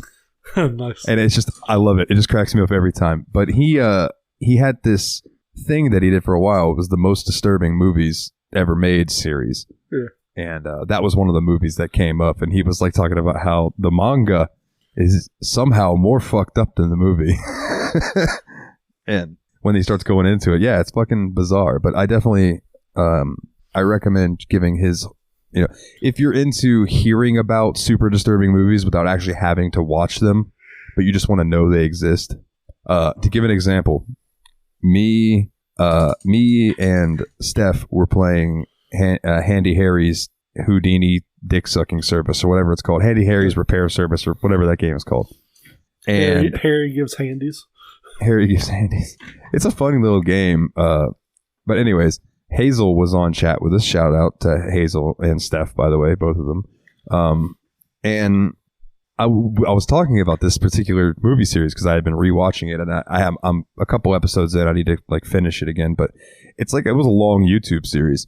And I started talking about, there was this movie called Melancholy der Engel, which is the melancholy of angels, right? And I, out of respect for Steph, I was like, Hazel was like, that name really intrigues me. And I was like, well, listen, I'm not going to talk about it on this Twitch stream. I said, but you should just Google Melancholy der Engel and look at it. So like Hazel just goes quiet for like 5-10 minutes. And me and Steph are just, playing the game and talking. And Hazel comes back in and she just goes, Dalton, what the fuck? And I was like, yeah, I told you that movie's fucking wild. So yeah, I recommend Horrible Reviews, the most disturbing movies ever made series. Fantastic. Speaking of, have you ever heard of Salo? It's a movie called Salo, or the 120 Days of Sodom. Oh, the 120 Days of Sodom. Yeah, that's on that list. That's on one of his videos. That on DVD, but I have yet to watch it. But I remember talking about like the most fucked up movies, and one of my girlfriends bought it for me as a gift, and like I still haven't watched it, but I want to say it was around like the time the Human Centipede came out. I got super into really fucked up cinema. So so do you know anything about 100 Days of Sodom? I know it's the Wikipedia, they said they gathered up 9 adolescent boys and girls and subject them to 120 days of torture. And I've heard it's rape, it's sodomy, it's the most gruesome shit. Yeah. I won't spoil too much for you. You will get to see a scene where a perverted old man lays under this girl while she pisses on his face. Yeah, you're in for a ride, bro. I haven't watched it, but I saw Horrible Reviews review it, and I was just like, holy shit. Now some of these movies are like, I would watch that. You know what I mean?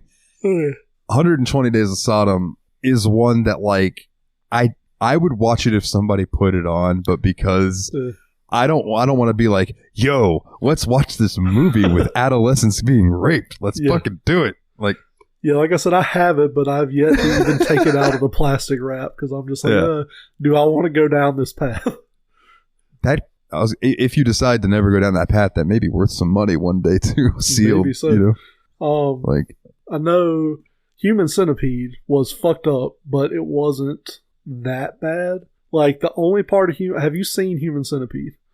I have seen bits and pieces of 1 and 2. So the only part that really fucked me up with 1 was they showed him like pulling teeth out, and I can't fucking do that. Like fingernails getting popped off and like teeth getting, and anything going in the eyeball, I can't fucking deal with.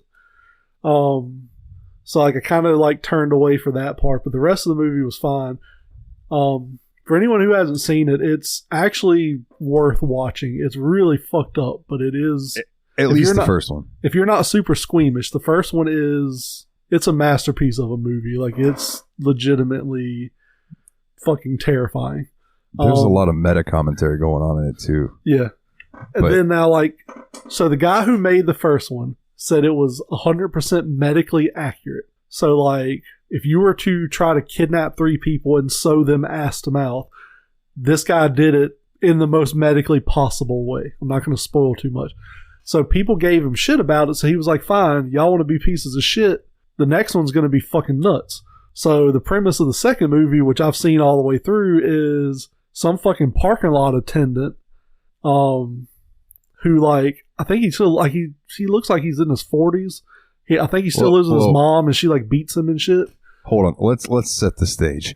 This motherfucker looks like somebody who's going to kidnap someone and try to sew them together with something. Like, he looks like they picked a good actor for that. Yeah, he looks like Danny DeVito's creepy pedophile cousin.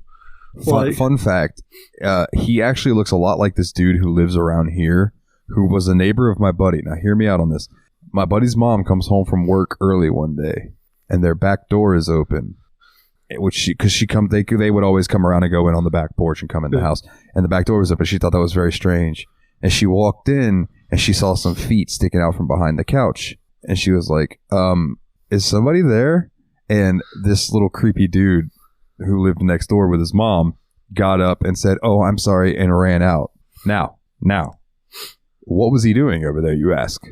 Yeah. She walks over to the computer, which still had incest porn pulled up. Gross. So yeah. So I live near a motherfucker like this, like relatively near. But yeah, so anyway, continue. So this dude, as Dalton said, is a total fucking creep. So he sits in his office in the parking garage. Literally, I don't know if you saw this part, Dalton. It shows him open his laptop, turn on the first Human Centipede movie, take out a piece of wire or something and stick it in his dick. And then grabs a handful of sandpaper and jerks off with sandpaper while he's watching the Human Centipede. So, like, this is how creepy this motherfucker is. So let me clarify that. I saw, like, the first half of this movie before. I was just like, I've seen enough. Yeah, it's a fucking difficult movie to watch. It is not anywhere near the masterpiece the first one is. No. But... So this dude gets the idea of he's going to create his own Human Centipede with, I think, 8 people. And he just kidnaps people from the parking garage. But he's not a fucking doctor like the dude in the first movie. He's a fucking creepy ass homunculus from a fucking parking garage. He like literally is trying to like do the surgery and shit. And I think he kills 1 or 2 people. Then he literally, I remember one scene vividly. He takes them, I think he knocked their teeth out or something. With a hammer, motherfucker. With a hammer, yeah. Knocks their teeth out with a hammer. Then puts their mouth to somebody's ass and literally like staples the dude's lips around this person's asshole. Yeah, like, so sorry anybody that's squeamish. You probably turned us off by now. Yeah, that movie's really fucked up. So unless you're super into squeamish weird shit, don't watch the second one. I've never seen the third one, although I had a chance to be an extra in that movie, and I couldn't get off work to do it. I thought that would have been fucking cool as shit to be like, I was in Human Centipede 3. I was mouth to ass number 17. Because I want to say that one takes place in a prison, and I want to say it was like 100 people in a Human Centipede. I never saw that one, but it was some ridiculously long one where they were like, we're making the biggest ass to mouth party ever. Like they were casting people for inmates in this prison, and I was like, I kind of look like an inmate. I could go do this, but like I couldn't get out of work to go do it. So yeah, it is what it is. But yeah, first movie, not for the squeamish, not for the faint of heart, but it is a masterpiece of a movie. Second movie, and what I'm guessing the third movie is kind of like really weird fetish porn almost. Like it's really fucking out there. So watch the first one if you can stomach it. Watch the second or third if there's something chemically imbalanced in your brain. While we're on the subject of fucked up shit, it used to be and this is how I saw these human centipede type stuff. It was a tradition on Halloween for me and my buddy Dustin and some other people we hung out with. We'd get together, get a bunch of candy, a bunch of pot, get blazed, and watch fucked up horror. We started with Cannibal Holocaust, right? And watched that, which is a great movie if you haven't seen it. Although, I can't recommend it because the animal cruelty in the movie is real animal cruelty. And that's hard to stomach when you know that. Oh, yeah. Like, really, it is. But then we also watched this fucking movie called August Underground. Have you ever heard about August Underground? Heard the name, but I don't think I've ever seen it.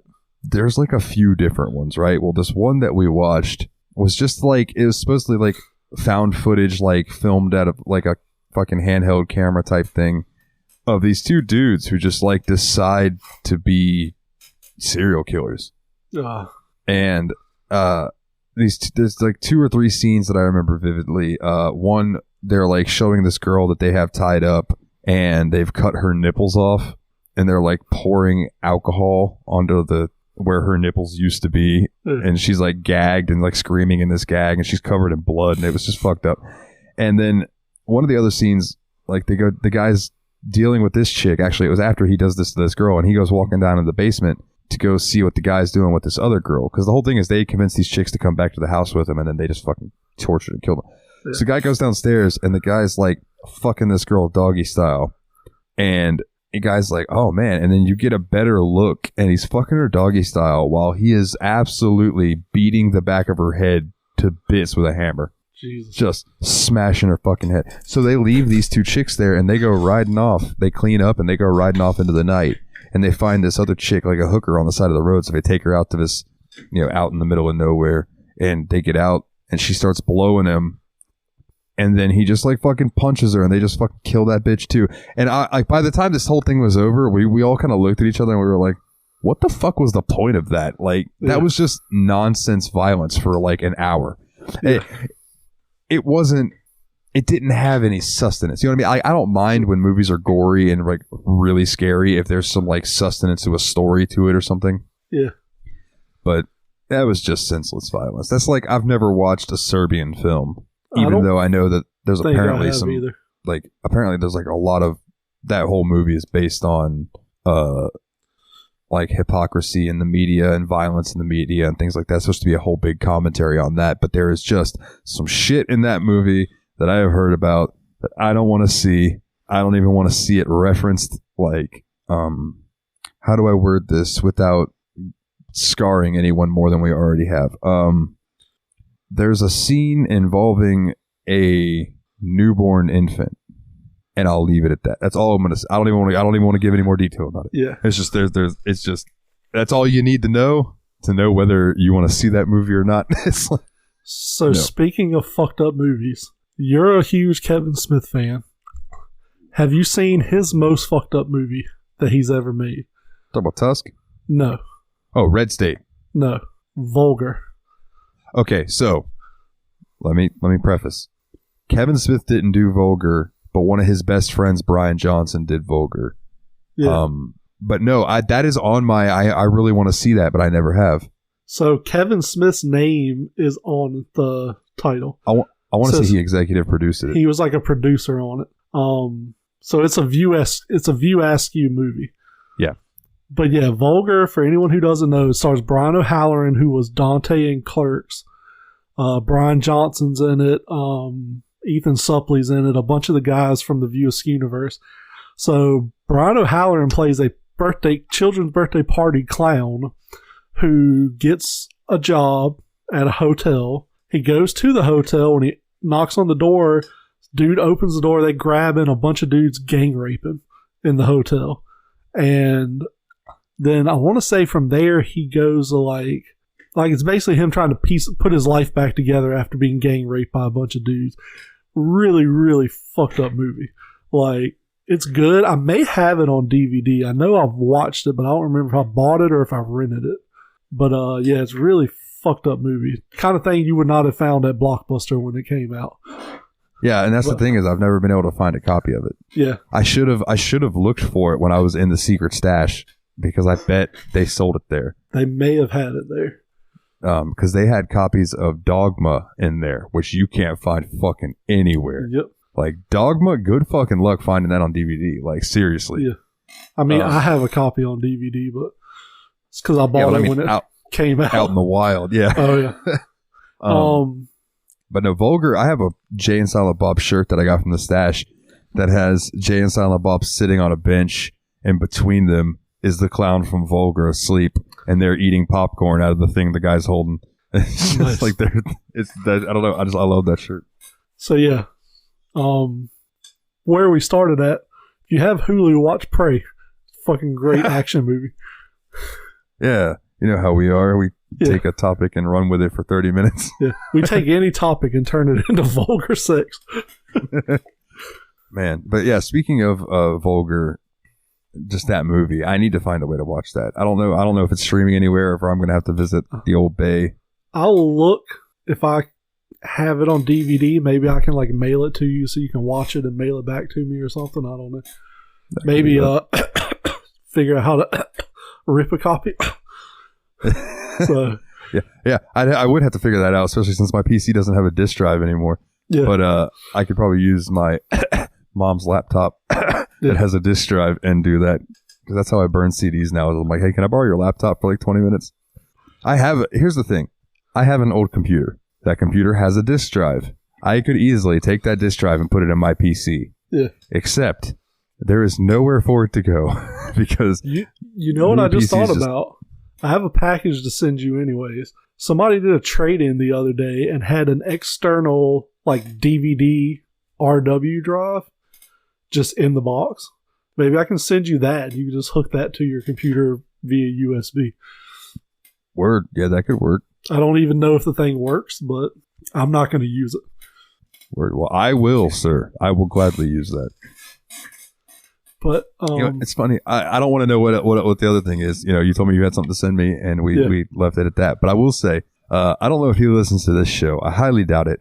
I don't even know if he listens to the Steam Machine podcast. But our buddy Grim told me like 2 years ago that he had a green screen that he didn't use anymore, and I was welcome to have it. Just give me him my address, and he sent it to me. I'm like, yeah, dude, sure. I gave him my address, and I still haven't gotten it. But it's also one of those things that like. He didn't ask for money for it, so I don't want to bug him about it, even though he's told me I'm going to forget, so remind me. But just the anxiety in me is like, I don't want to bug this person about something for free. Yep, I know how you feel. I still don't have a green screen, but that would be good. And I also learned that apparently it doesn't have to be a green screen. It could be fucking anything as long as you just set it to that color. And I was like, well, I have a lot of sheets, so I could probably figure something out. As long as it's a solid colored background. Yeah, that's all you really need. Well, interesting. Yeah. I want to announce this before we move on. I'm pretty sure, I haven't decided 100% yet, but I'm pretty sure that I'm going to cannibalize General Gaming News into this show, to where we just like talk about, every now and then we'll talk about like big gaming news stories that come out and stuff.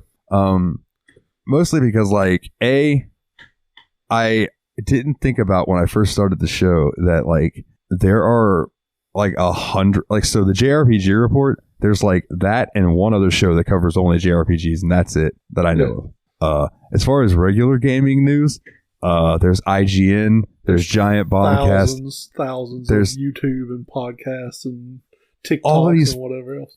Fucking things. I am like the smallest fish in a giant fucking lake, right? Yeah. So I've been looking at the analytics, and each episode has gone down in listens and stuff. So I'm just like, trying to start something new in that genre is probably going to be a pain. So like, I think I'm going to just cannibalize it. That being said, though, like, I do appreciate the people who have listened to it.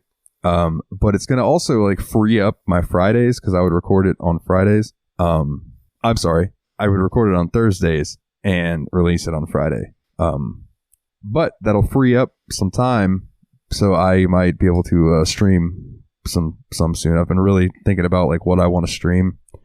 I just bought myself King of Fighters 15 as a treat. So I might stream some of that. I don't know. I haven't decided yet, but... So, on a similar topic, Dalton and I have discussed making a Yabs Pod Patreon. Yeah. So, we're really curious what our listeners would think about that.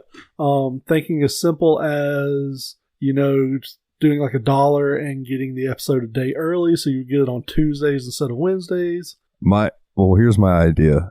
I like what I do with the other shows, in which is like, if you pay that $1, then you get it whenever it's done edited. So like, yeah, it would be at Sunday night or Monday morning, and then you can listen to it whenever you want. Yeah. But I just like that because it's like you can get it early, as in like you can get it way early instead of just a day early. That's just me though. We can hash that out. I'm fine with that. And then we thought about going as far as like making an extra podcast just for Patreon subscribers of like one random topic that we pick, and we spend 30 or 45 minutes just talking about that one topic exclusively for Patreon. So if that's something you're into, if that's something you're not into, if you think we're assholes, whatever, hit us up. Email, Facebook, Discord, Twitter, mail me a letter, hit me up on Snapchat, whatever. Let us know what you think. Yeah, for sure. And I also would like to do like movie reviews. Yeah. And like TV show reviews and things like that. I think that would be a real fun time. Oh yeah. And there will be a tier for that, and then there also, you know, you get your tier for a shout out. Yeah. So we'll hash it out, and I wanted to talk about it on the episode, and then have this episode come out, and then I'll worry about setting it up. But I wanted to kind of put it out there in the ether that this is something that we are thinking about. This is something we're thinking about, but we want to know what you feel about it. And basically, the money would go to, you know, paying for streaming services for us to watch movies to review, or, you know, paying our electricity so we can continue recording the podcast. Yeah, you know. And maybe better recording equipment, things like that too. Yeah. So, yeah, absolutely. And yeah, just let us know. I've seen a couple people express that they would, you know, kick $1 our way to get the episodes early and things like that. So, you know, we'll hash it out. We'll keep you posted over in the Discord. Again, that's bit.ly/TSMP Discord, all capital letters. Come join us. I know the lettering might throw you off. Don't worry about it. We're there. Yeah. We are under the Steam Machine Productions umbrella. Yeah. My umbrella that I hold for everybody. I'm just like, hey, come join me under this umbrella. It's nice and dry. Unless you want to be wet. I posted my new desk and setup for recording on Facebook yesterday, and my buddy Austin sent me a message. He's a musician as well, and he's like, hey, what kind of mic and what kind of whatever are you using? I was like, send him a picture of my microphone. I was like, this is the mic I use. Dalton does everything else. I was like, I literally just press record, talk for a while, press stop, export a WAV file, email it to Dalton. That's my contribution to the show, other than weekly photoshopping our heads onto ridiculous shit. Yeah, and you help come up with topics. This is true sometimes. I've been kind of slacking lately. I will say that I love that we have developed this thing where if I send you something in quotes, you just know that it's a show topic. Like, yeah. Because I will just be like doing something and have a thought and be like, and I'll just send it to you in quotes, and I know you'll know. Okay, this is a show topic. So yeah, I also keep the show notes organized, so I guess that's a contribution to the show as well. Yeah. Because without these show notes, we would be random as fuck. Oh, dude, all over the place. I mean, we're all over the place. More so than we are now. Yeah. Okay, so I read something today that I don't know the validity of it, but I also know that people like to overreact about everything. All right. So Amazon has purchased iRobot. iRobot is the company that makes Roombas. Do they make Roombas, or do they make Roomba-like vacuums? No, they make Roombas. Okay. Because I always see iRobot, but I didn't know if that was actually Roomba. So apparently there was a thing a few years ago where iRobot was accused, and I don't know if anything ever came of this. I didn't look too deep into it because that would be off-brand for our show. Yeah. We don't research. We just go off the cuff. But basically, it was like Roombas were mapping out your houses and gathering that data, and then iRobot was selling that data. Now, people are always like, everything's listening, everything's watching. Yeah. Amazon's always listening and watching. Of course they are, because they're trying to sell you things. Yeah, like that's the thing is people are like, Roomba's mapping out my living room and they're selling it to the Chinese, and the Chinese are going to come over and kidnap me in my sleep. It's like, no, they're mapping out your living room and selling it to Chinese manufacturers who are sending you targeted ads that say, do you need a new 10-foot by 24-foot rug for your living room? Buy it from here for $12. Exactly. And that was the whole thing, is they're like, well, now Amazon not only has these speakers that listen to what you say and everything, but they're going to put these Roombas in your house that are going to map out your house so that they can better send you ads. It's like, oh, we see that you have a smaller house. You know what I mean? Yeah. The Roomba has noticed there's a lot of toys on the ground, so you probably have kids. So let's send you some ads for things that kids might like. You have a pretty big house with not a lot of furniture in it, so now we're going to send you furniture ads. Yep. Now, I understand that people think that's an invasion of privacy, whatever. But also, isn't that just like slightly fucking helpful? Like, yeah. So maybe you are in the market for a couch, and all of a sudden you're just scrolling and you get an Amazon ad that's a couch that you look at and you're like, oh man, that looks like it would fit perfectly, and it's it's in your price range. Yep. That's because they have that fucking info. Like, they don't care what you're doing in your house. They just want to sell you shit. They're not Skynet. Yeah. And if you don't like it, go up in the top right corner of your browser, click add-ons, type in ad block, pop that on your browser. You don't have to worry about it because all those ads are just going to get erased off your computer. Not only that, you can use the browser that I use, which is called Brave. And it has a built-in ad blocker. You don't even have to use an extension. It's just there. Yep. It's fucking wonderful, bro. Set your Roomba up on a VPN and you're good to go. Whenever I'm like I go into the living room to like pull up something on YouTube to show my dad on the TV, it kills me when ads come on because like I'm so used to just no ads on YouTube because of that. Yeah. I know. And I had a discussion with a guy I used to work with years ago when like the Xbox One originally came out and it came with the Kinect sensor. I had like a picture of my living room, whatever, and I had the Kinect sensor up in front of the TV, right? And the guy was like, he's like, I wouldn't hook that up if I was you. I was like, why not? He's like, they can just turn that on whenever they want and watch you in your living room. I was like, if they want to watch me jerk off and eat Cheetos, they can come over. Like, they can sit on the couch with me. I was like, I'm not doing anything illegal in my living room. And I hate to tell you this, but like Homeland Security and CIA and shit, they don't give a fuck about us. We're not interesting people. Neither of us are named Muhammad. We're both fucking white dudes from the South. Like, they don't give a shit what we're doing. Like, they're watching way more important people than us. Yeah, like, it's like, if my webcam were to randomly turn on while I was just sitting here, they're probably going to see me sitting in a weird position with a double chin, smoking some pot, playing a video game. Like, okay, so they might bust me for smoking pot, but like, really, like, what the fuck am I doing? Yeah, some dude. I'm not hurting anybody. Some CIA agent's going to turn your webcam on. He's like, hey, Chad, come over here, look at this fat guy jerking off. They're going to come over, they're going to giggle, and then they're going to go, all right. Their boss is going to come out and be like, you two get back to work. And they're just going to click to the next person's webcam. Yeah. Yeah, exactly. Like, nothing we're doing is all that important or interesting. And then you have the people who, like, I haven't been able to find it, but there used to be. So, do you remember Stumble Upon? No. Okay, so Stumble Upon was this website, and it might still exist. I think it's just a phone app now, which is a disappointment. But it was this website that you could go and, like, put in your interests. Yeah. And then you could hit the button that just said Stumble Upon. And it would take you to a random website on the internet that had to do with something to do with your interest. And I, on a side note real quick, I found this website one time that was a music web, and you would put in a band name and it would show the band name and then a bunch of other names of bands. And the further you got away from your band, the less they sounded like. But like the bands in the general vicinity were more bands like that. It was the coolest fucking website. Nice. But Stumble Upon took me to this website one time that was a webcam site. that was just people who just like lived their life on webcam, and you could just tune in and watch whenever. Those. Yeah. And like I remember tuning into this one, and it was just like this old guy. I don't know where he was, probably in Europe somewhere. He was sitting at the table, naked, leg crossed, reading the newspaper, having some coffee. And I was like, that motherfucker is living his best life. And because he's just like, he doesn't give a fuck who's looking at him. He didn't look good naked. He didn't care. Yep. He was just chilling. And I was like, I wish that I had that level of confidence, because if I knew somebody was watching my webcam and I was naked, it would probably freak me out a little bit. But at the same time, like, why would I care? Like, what the fuck? Are they going to, like, take those pictures and post them on the internet? Oh, no. Yeah. Oh, no. Fat guy with big dick. Oh, no. Like, yeah.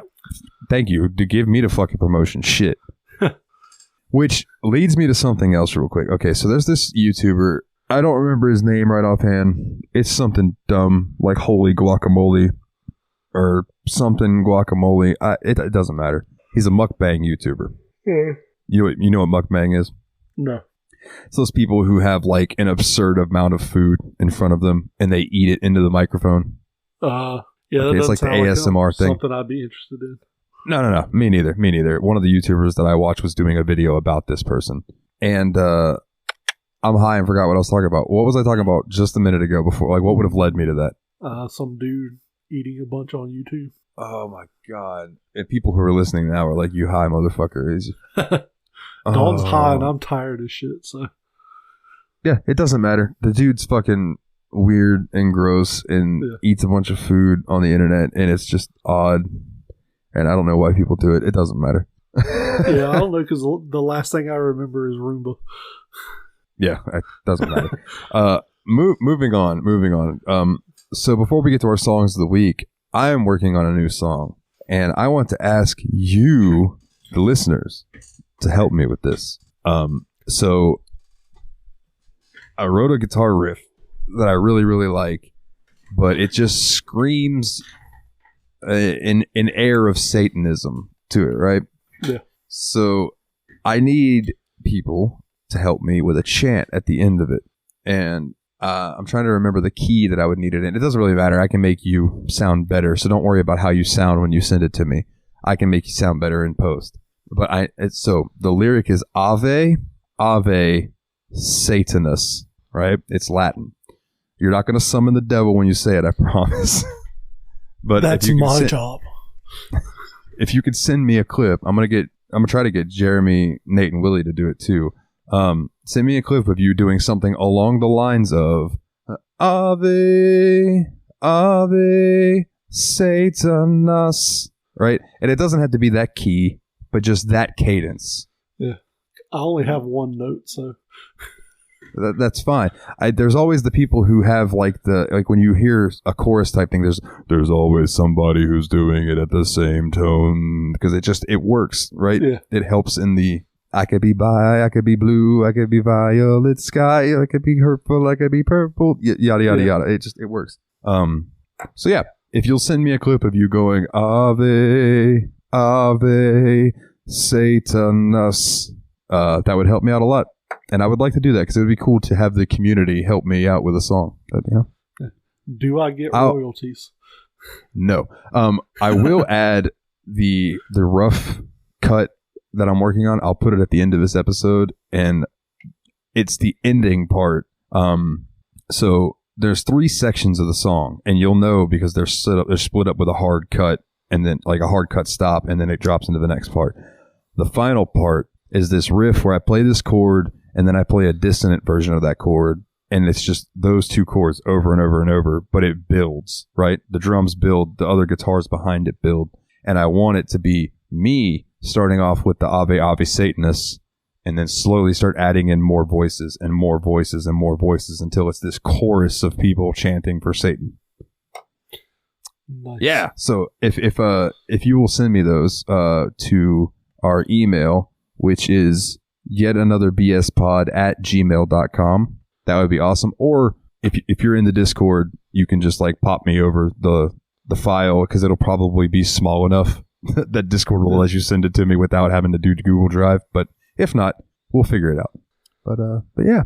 I would really like some community involvement. I think that'd be fun. So what's your song of the week, all Jizzle? 6 of you who listen, send it to Dalton. Yeah.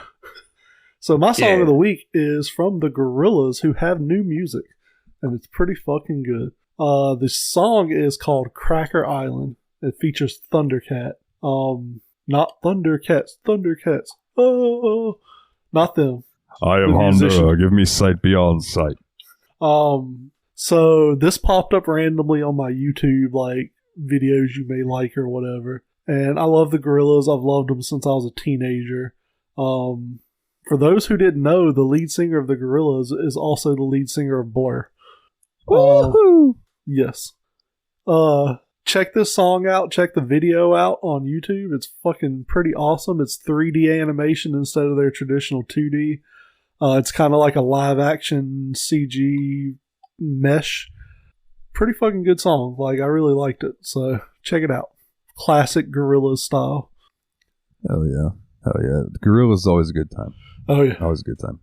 So today I had a choice for my song of the week. And I got to tell you, I'm going to name a few songs right now before I name the actual song of the week. So my original one was My Little Tragedy by Zeromancer, which is funny because the one that I ended up picking also has My Little in the title. But it went through that to another song by a band called Bella Mort called Fallen.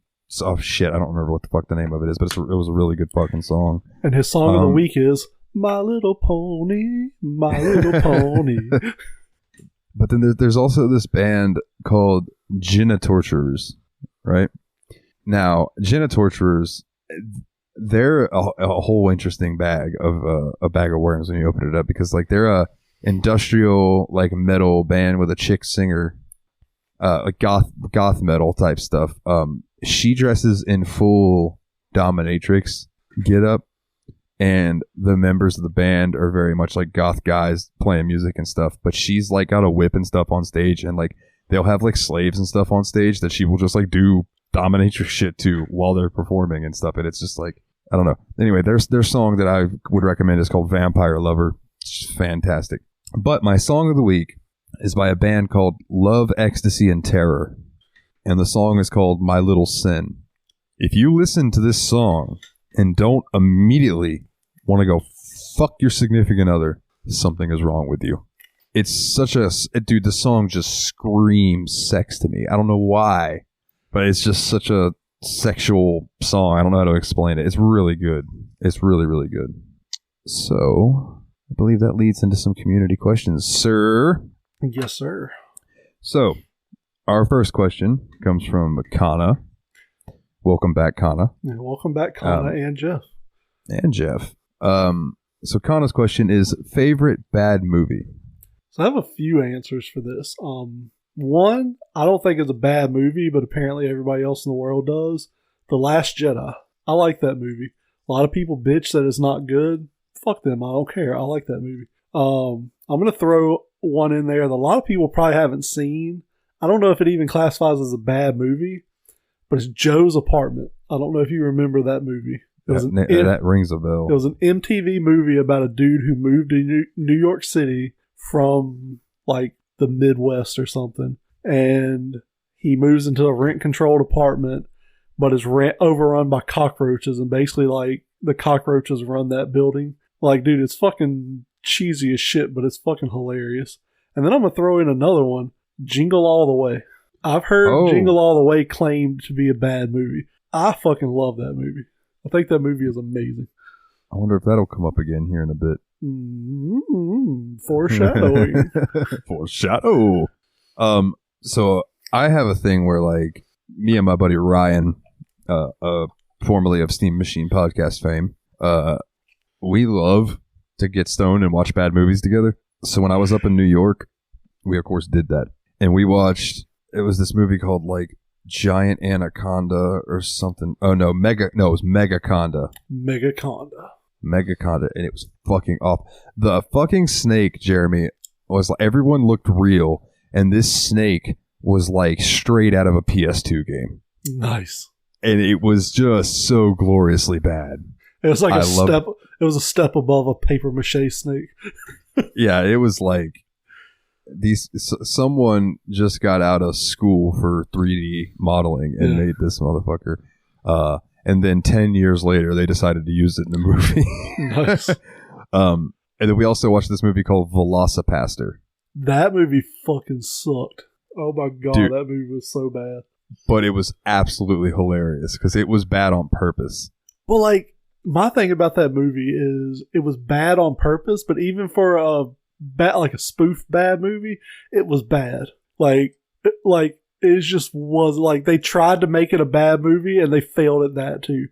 The only part that I thought was really funny was at the beginning when like he saw his parents standing next to the car, and then it's like it shows him like waving at his parents, and then like you hear an explosion, and then it turns back to his parents, and it says something like it was just the background, the parents in the car were gone, and it was just like text on the screen that said like car on fire.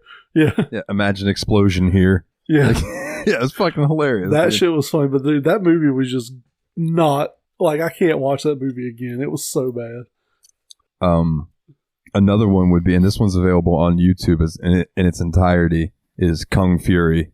So Kung Fury is made to be bad. Like it is absolutely an ode to like 80s movies and over the top everything. Oh yeah, isn't that the one where it was like the guy she's like, what year is it? And she's like, it's the Viking Age. And he's like, that explains all the dinosaurs. Oh, no, yeah. There's these velociraptors with laser beams that they shoot laser beams. And he's like, what year is it? And she's like, it's the Viking Age. And he goes, that explains the velociraptors with laser beams. Yeah. It's just like, what the fuck? What? Yeah, that one. And he's got a partner who's a triceratops. They call him Triceracop. And he shoots people in the dick. Like, that's his thing, is he always shoots people in the dick. Nice. You don't shoot people in the dick, Butters. God damn it, Butters. You don't shoot people in the dick. You also, on YouTube, there's another one that's the full-length movie you can see on there. It's called Commando Ninjas. Oh, that just sounds good. It is, well, you say that. It's one of those, again, it's so bad it's good. It's just fucking hilarious. And then one other movie. So, some people might consider this a bad movie. I don't. Well, okay, first and foremost, I love Queen of the Damned, and there's a lot of people that consider that a bad movie. So that would be my favorite bad movie if I had to pick one. But it used to be on Netflix. It probably still is. There's a Norwegian film called Troll Hunter. Yeah, I remember you telling me about that. The whole film's in Norwegian, subtitles, and again, this goes back to like, it sets the scene. You know what I mean? They're in Norway, so of course it's in Norwegian. But dude, that movie is fan-fucking-tastic. Like the trolls, if you're a Christian, they can smell the blood of a Christian. Nice. And they will fucking eat you, and like the trolls are huge, and it's a great movie. I recommend everyone go watch Troll Hunter if you can. If you don't mind. When you said Kung Fury, it reminded me of one that I don't think it's classified as a bad movie, but I fucking love it. Kung Pao, Enter the Fist.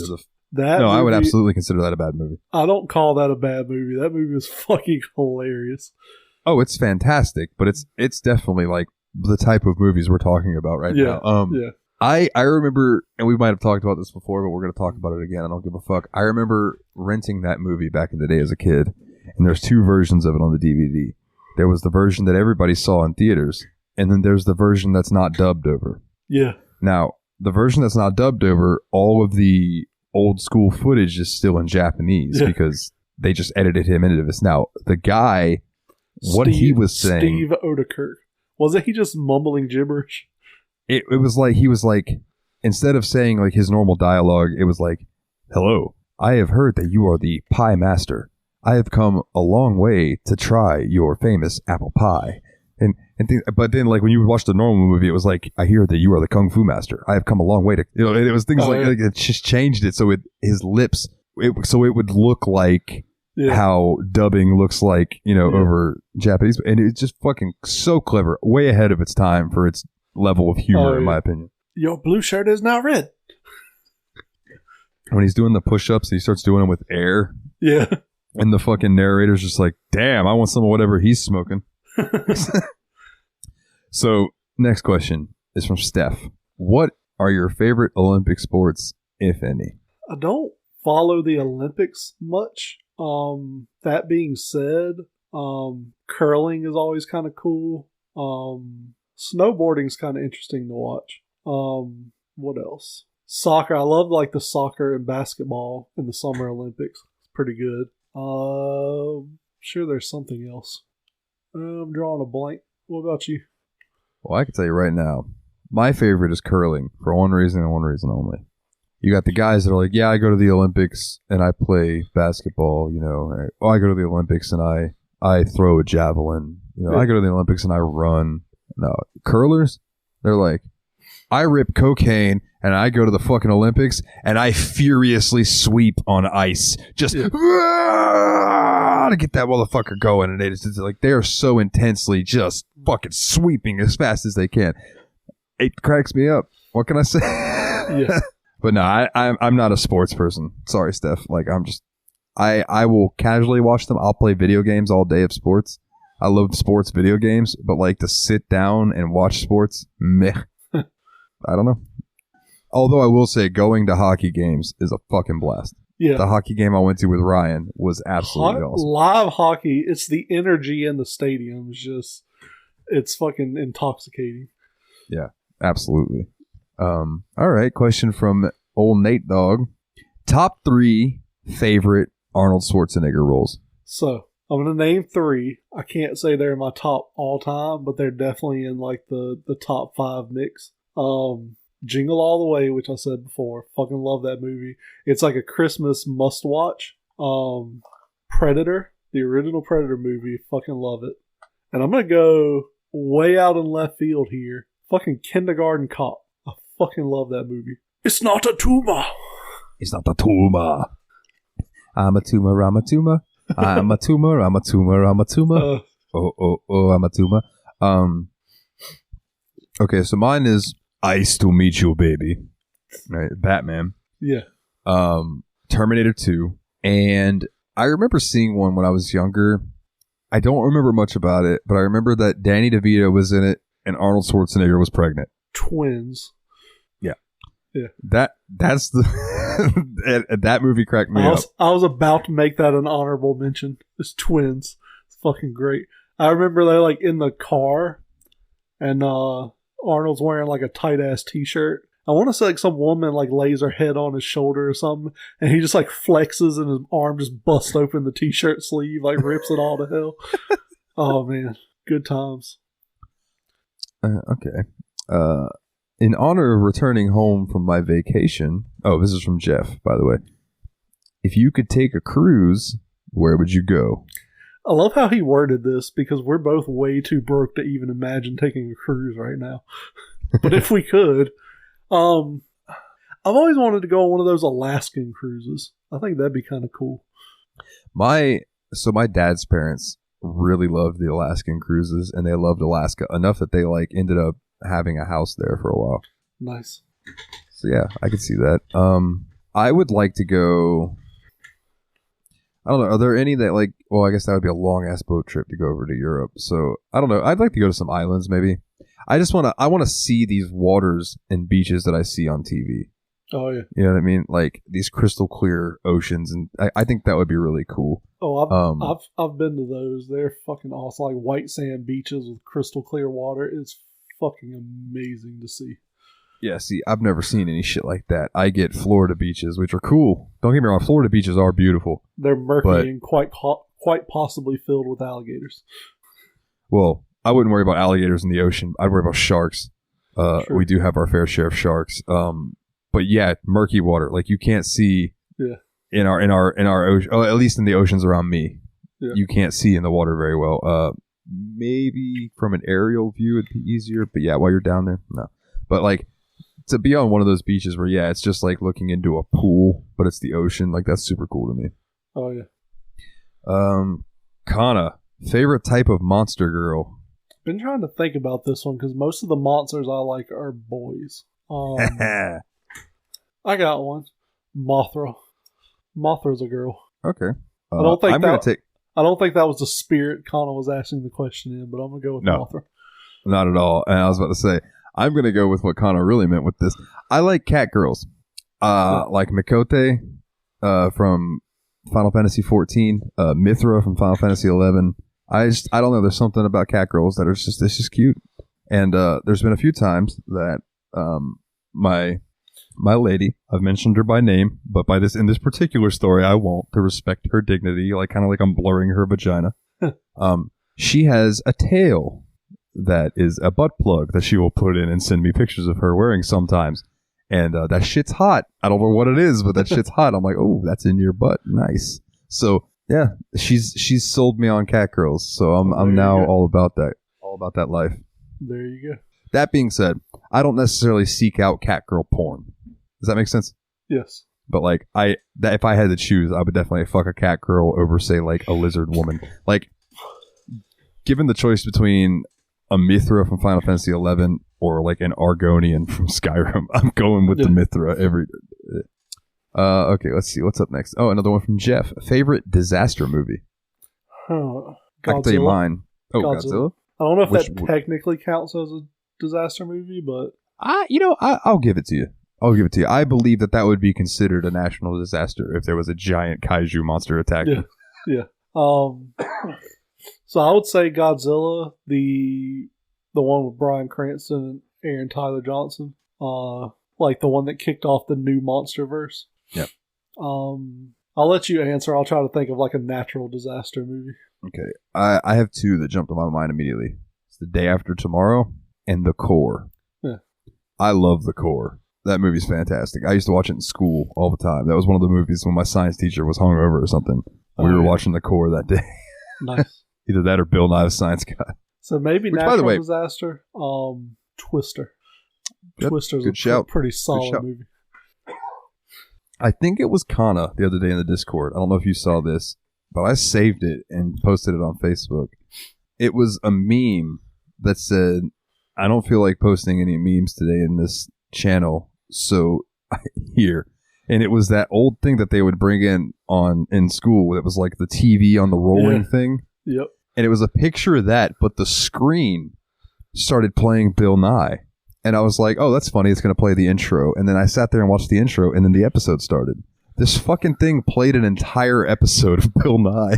Nice. This little screen in this picture. And I was like, that is fucking brilliant. Nice. So shout out to you, whoever posted that. I believe it was Kana. What we got next? Oh, here's one from Brian. What is your most irrational fear? Irrational fear. Probably dead bodies. I can't touch or interact with any dead corpse, animals, whatever. Fucking just skeeves me out. Literally, there was a dead cat in my driveway one time, and I wasn't even able to scoop it up with a shovel and toss it out. I don't know why, but it's just fucking weird to me. I don't touch, when you go to a viewing at a funeral home, I can't touch the dead body. It's just fucking skeeves me out. So I can handle so I've found dead bunnies because my cat has killed bunnies in my backyard, and I've had to get them in a shovel and bury them and stuff. But I don't go to viewings. I don't go to funerals. I think we've had this discussion recently. Yeah, I think so. Where it's I'll tell people. I told my grandparents, I'm I love you guys, but I'm not going to go to your funeral. I don't want that to be my last memory of you. Yeah. I want to remember you not dead. If that makes sense. So it's I don't know. That's just not a thing that I want to do. And hospitals skeeve me out because I don't like going to hospitals because I know there's somebody dead in that motherfucker that they haven't found yet, or they are finding as we speak. Yeah. Just creeps me the fuck out. So what's your irrational fear? So I have this split into two. I had an irrational fear when I was younger, and I have an irrational fear now that as an adult. My irrational fear when I was younger was that a shark was going to attack me in my swimming pool. And it was a thing where I knew it was silly, but that thought just starts in your head. Yeah. And you just keep thinking about it. And every time you go underwater and you have your eyes closed, there's a shark 2 feet away from you ready to get you if you don't open your eyes. I don't know what it was. There you go. Yeah, there's a shark. Oh, that poor duck. Yeah. It's my Jaws ducky. That's awesome. There's a line of horror or pop culture rubber ducks, and I have the Jaws one, which is literally the duck is inside a shark. I remember when that was I don't know if it was becoming a thing or what, because I was watching a Metal Jesus pickup video, and they had sent him one of him as a duck. Yeah. And I was like, oh, that's cool. Rubber ducks have been getting more popular. You think maybe that's because of Hitman and having the exploding little rubber duck that you can have? Possibly. I don't know. But the irrational fear that I have now is when I'm in the dark, I have an irrational fear of something grabbing me. Yeah. Like, and it's only in certain situations, like I'll be in my house where I know that my house is locked. There's probably nobody in here. Yeah. Right? But like, since that shit went down with old Axe Boy, I've had this really weird feeling in my house when I can't see. Yeah. And yeah, I'll be walking by rooms that like the door's open and the light's off in there and it's fucking dark in there. I'll shut that door. Yeah. Because I'm like, nah, demon, you can fucking stay in there. You know, it's just, I don't know. And I'm not scared of the dark because like being in the dark doesn't bother me inherently. Yeah. You know, like, have you ever just like walked out into the woods in the dark and you're like, you know, there's nothing out there. Like you would hear a predator or something, but there's just that uneasiness of being like, I'm in the fucking woods. It's dark. Like this is fucking creeping me out. Yeah, I have woods right next to my house that's part of our property. And it's an acre of woods. But still, you walk out there when it's dark, it is fucking dark in those woods. Yep. And then, yeah. And I mean, I've been camping back in the day with Boy Scouts. So I've been in some real dark woods. Oh, yeah. You know, it's like we would be like in certain times where we would get out of our tent to piss. And we would open the back flap of the tent and just stick our dicks out and piss and just hope nothing tore our dick off because it was like, nah, dude, we're not getting out there. Fuck that. You hear the shit out there because you're laying there camping. You can hear everything that's going on in the fucking woods that goes bump in the night. And it's probably some raccoons, but you never know. Dude, I went fucking camping one time. It was like a group of teenagers. I don't know if it was like a youth group trip or something or what. We're like laying in the tent where, you know, all freaked each other out with all kinds of fucking scary stories and shit. And we're laying in we hear like rustling outside. It's like, what the fuck? You know, there's leaves everywhere and shit because you're in the woods. And you hear rustling and shit. And a squirrel like fell out of a tree and landed on top of our tent. And like, dude, you've never seen like 3 teenage boys like shit themselves. Like we hear this fucking rustling and all of a sudden the top of our tent is just like, and it's like, what the fuck is that? Oh my God. I want to go home. I never had anything like that happen, but we were at Scout Blast, and it was a big area with a bunch of different scout troops from all over the fucking state, and maybe even country, I don't remember, but I'm laying in the tent, and I was in my own tent by myself, and we weren't in the woods or anything, so there was no worries about anything like that, but in the middle of the night, I get woken up by getting slapped in the face. And I was like, what the fuck? And I opened my eyes, and it was my tent. Because it was storming. And it was raining and winding. The wind was blowing so fucking hard that my tent was sideways almost, and it was smacking me. And I literally just like, what could I do? I had to just like, I just laid there and held it up until the wind calmed down, and I could like right the tent up from the inside and then lay back down and go to sleep. But like, there was wetness in my tent because it rained so hard that like the water protection of a tent was like, yeah, sorry, we tried. It was fucking rough, man. I think there was more than one time when we were camping that shit like that happened, and luckily I drove an Astro van. So like me and Brendan and Jordan or whatever would climb in a fucking van and sleep in there. Yep. I have this vivid memory of Jordan being passed out in the not the driver's seat, but the passenger seat, leaned back. He was sleeping there. Me and Brendan were laying in the back of the van. Brendan had, do you remember the PS1s that were small, had the little screen attached to it? Yep. He had one of those, or it was like a DVD player that looked like that. You know, one of those, and it was hooked up to this thing that he had a little generator battery thing for, and we were watching Pitch Black. Nice. And it's just a memory that I have. It's just us in the van, Jordan snoring, me and Brendan watching Pitch Black, and then falling asleep and waking up, and that fucking title screen just playing over and over until I reached over and shut that motherfucker. Yep. Like, that's like a thing that like kids these days won't realize. It's like the times that you fall asleep at your friend's house watching a movie, and then you wake up and the DVD menu is playing, and it's super loud, and you don't know how to turn the TV down. You don't know how to turn it off. And you just have to lay there and try to deal with it and go back to sleep. Yep.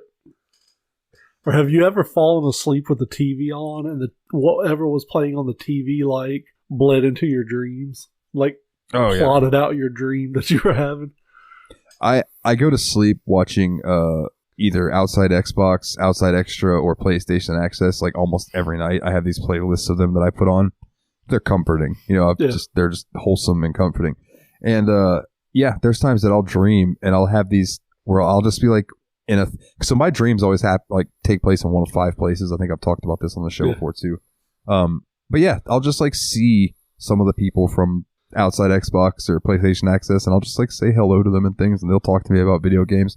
And I assume it's because they're on my screen talking about whatever particular video game, and they're talking to me about it in my dream, and it just trips me out. Oh yeah. But I never notice in the dream. You know what I mean? It's not until I wake up I'm like, huh. Speaking of those kind of channels, I watch What Culture Gaming, and a lot of the videos I watch are just because Jess is one of their hosts. Jess is probably one of the most attractive women on the planet. She's Australian, which makes her more attractive, and she plays like RPGs and The Witcher 3 and shit like that, and Twitch streams them and stuff. So like, she's single too, which is crazy to me. So yeah, Jess, if you're listening, hit me up. I'm single. You're single. We have things in common. It's funny that you mentioned that because Nate and Willie always give me not give me a hard time and like they make fun of me, but in the same vein, yes, they give me a hard time and they make fun of me because I have a thing for Jane from Outside Xbox. She's British. She's part English and part Taiwanese, I think. So she's got some Asian in her. Oh yeah. And she's just got this beautiful porcelain skin, and she's got a voice that's like a little raspy, but not too raspy. Not quite Tara Reid raspy, you know what I mean? And she's English, and I just, I love that accent. And oh yeah, I would marry her if she wasn't already married. And then there's on PlayStation Access, so I don't want to hate on Ellen from Outside Extra. She's cute too, but she seems more like somebody that I would hang out and play D&D with more so than date. But not saying that she's not pretty, because she is very pretty. But on PlayStation Access, they have both edges of my sword. One of them is Ash. She's got bright red hair, like dyed red hair. She's pale, goth, and British, and into like horror and stuff like that. A deadly combination. Yeah, and then the other channel, or I'm sorry, not the other channel, on the other girl on the channel is Rosie. And Rosie is like the absolute prototypical girl next door, innocent, like was playing Yakuza Like a Dragon on stream, and her weapon was a quote-unquote back massager. And she legitimately thought it was a back massager. And the chat was making fun of her for thinking that it was a back massager, and then when it took her like an hour in the stream before she realized what she was using as a weapon. Nice. And but yeah, Rosie is very, very pretty too, but she's very much like Ash used to be a model. Rosie is very much like the girl who really enjoyed video games, started a YouTube channel, got her name for herself, and now she's on PlayStation Access. Nice. So they're both wonderful for different reasons, but like I am hella in love with both of them. And I just want to say, gamer girls, you are a gift from heaven. Like, don't listen to the fucking vitriol that a lot of these dickheads spew. Like, you enjoy playing video games, by all means, play those video games.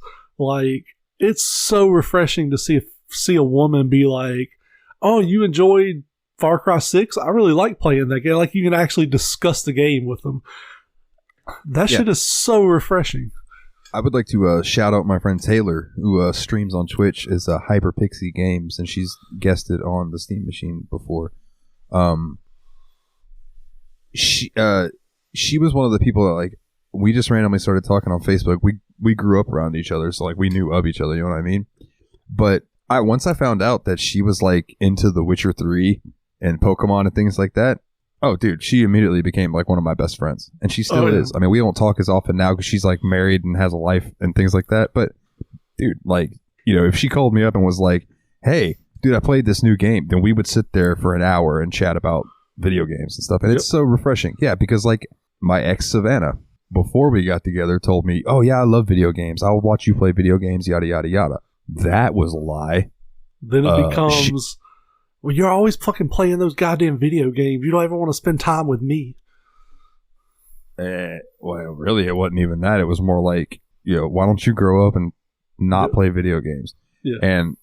And I would ask her, like, well, you want to play some games together? And she's like, well, I really only like Mario. And I'm like, okay, well, there's a bunch of Mario. Well, I like Mario 3.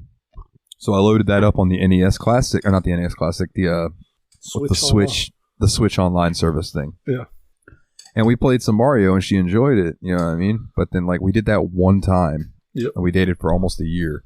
And any other time it was her, she was watching Rick and Morty for the 1,000th time, or Futurama, or I'll give her the girl credit. She would put on documentaries a lot, and I loved that shit. But I would be sitting there handheld on my Switch playing Octopath Traveler, which I think maybe that's a reason why I haven't gone back to Octopath Traveler, because I relate it to this whole situation that I was in. But but yeah, she would always give me the eye. Like, and I'm like, I always think to myself, like, what the fuck do you want me to do? Like, I got fired because of you, and I'm looking for work. Like, but I can't just magically get a job, so I'm gonna play my Switch while I'm waiting to hear from one of these fucking places that I'm applying to every day. Yep. But yeah, let's not go down that rabbit hole, because I will fucking rant for another hour about all that. Like I said, Jess McDonald, hit me up. I'll treat you good. I know you live in Australia and I live in the United States, but I'll move for you. Like, I don't care. I'll throw the same out to Ash McMillan from PlayStation Access. What cracked me up, one last thing about Ash, and I'll move on. They do a thing called the Christmas Maze for the Christmas, and Rob from the channel becomes Robert S. Pearson, and he's the game master.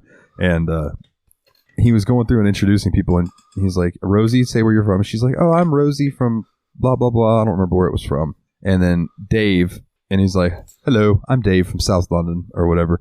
And then Ash goes, oi, I'm Ash from Wolverhampton. Wolverhampton. And she just like said it so British. I don't even notice, oi, I'm Ash from Wolverhampton. And I was like, hell yeah. And then apparently Wolverhampton's like not a super great place. I don't know. That's apparently, from what I've heard her talk about it, she's like, yeah, it's not the greatest place in the world, but which is probably still an oasis compared to most of the places we've been. yeah, for sure. Have you been to Jacksonville, Florida? Have you been to Henderson, North Carolina? Pretty rough. So the next question comes from Adam. What is the best concert you've ever been to? I'm gonna say, just because the energy in the building is probably Marilyn Manson at the House of Blues in Myrtle Beach. Because, like, it's a big, loud show compressed into this small building with, like, hundreds of people just crammed nut to butt inside. Yeah. Close second would probably be, I went to Korn and Stained recently. That was a pretty decent show. But like I said, I have a question. Yeah. Oh, go ahead. Just the energy in the House of Blues and Marilyn Manson was fucking top notch. When you saw Stained, were they boring as fuck, or were they actually decent? They weren't like electric. I'll say that. Like, Korn put on a better show, right? Korn put on a hell of a show. Yeah. Yeah. So when I saw Stained, dude, let me just put this into perspective. The opening band was a band called Red. I don't know if you remember them. They had that "Breathe Your Life Into Me." Like, that was their big hit. So they played. Then Papa Roach came out and played. Jacoby Shaddix is like diving into the crowd, and we're holding him up in the front row and shit, like putting on a show. Oh, yeah. Then Seether played, and Seether killed it. Like, that lead singer's got some fucking charisma. He knows how to work a crowd, right? Oh, yeah. Then Stained comes out, and they all stand there and they play their instruments. And Aaron Lewis, do you remember, their song Mud Shovel? Because you can take my anger, you can feel my pain. That's an upbeat, really heavy song. That motherfucker was just walking back and forth on stage singing it. Like, no emotion, no energy. It was awful. Me and my buddy Nick to this day talk about that, like, God, Stained was so bad live. But that's not what the question was. That question was what was my favorite concert I've ever been, or the best concert I've ever been to. I want to say Aaron Lewis was wearing an anti-Joe Biden t-shirt when he did that show I went to.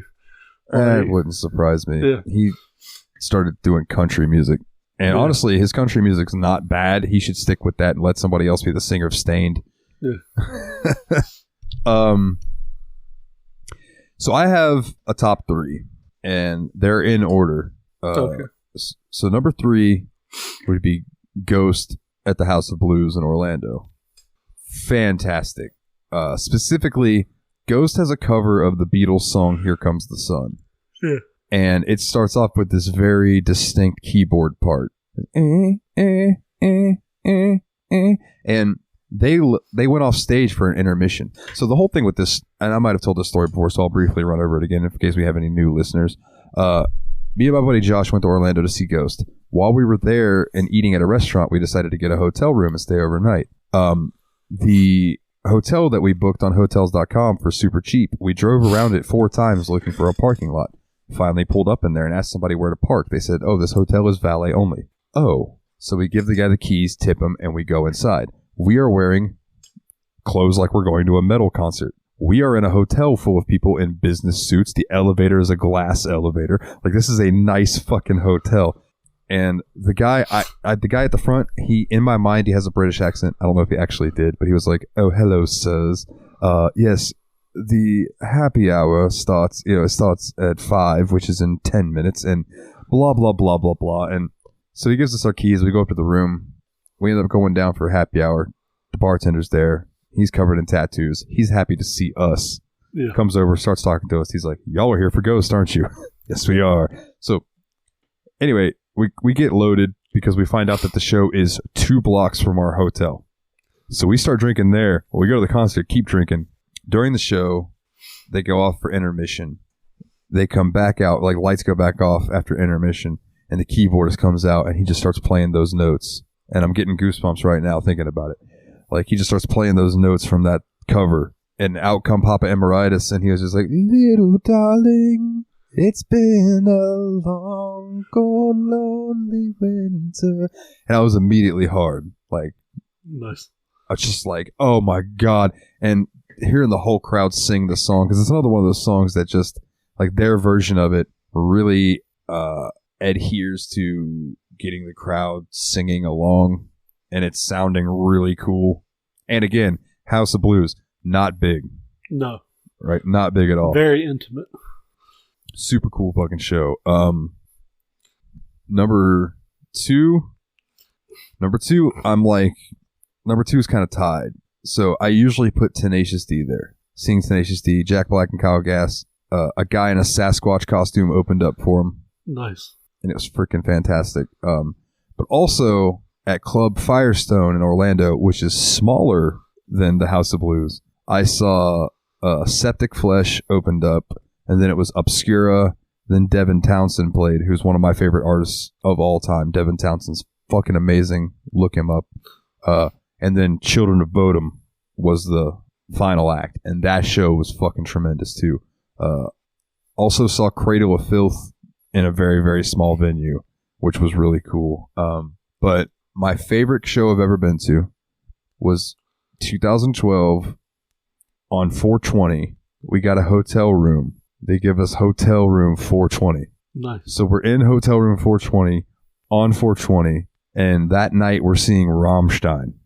And to this day, I don't know if anyone will ever top that Rammstein concert unless I go see Rammstein again.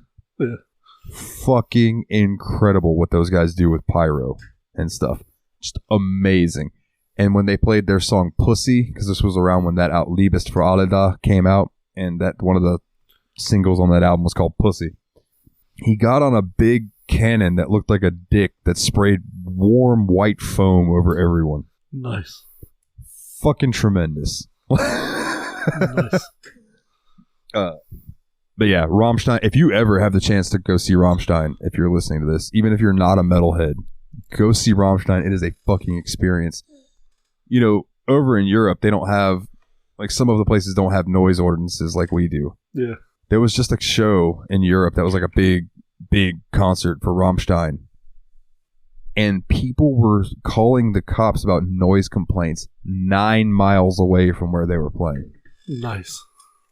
So, like, bring some ear protection when you go see Rammstein, but, like, they're fucking so good live. I can't even express how much I enjoyed it. Okay, let's see. One from Willie. What is your favorite suplex variation? So I have two. I'm going with a standard suplex and a finisher suplex. My standard suplex, for some reason, I love the belly-to-belly suplex. I just think it's a really cool, unorthodox move. Finisher suplex is the fucking jackhammer. God damn it. I was going to ask if I could guess, and I knew it was going to be jackhammer. I fucking love the jackhammer. Just like Bill Goldberg getting a motherfucker up in the air and just holding him there for a minute.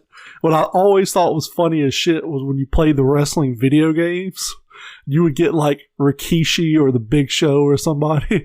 Fucking Goldberg gets him up there, like holds him and walks around in a circle. Like he was going to keep this 500-pound motherfucker up on his shoulder for that long.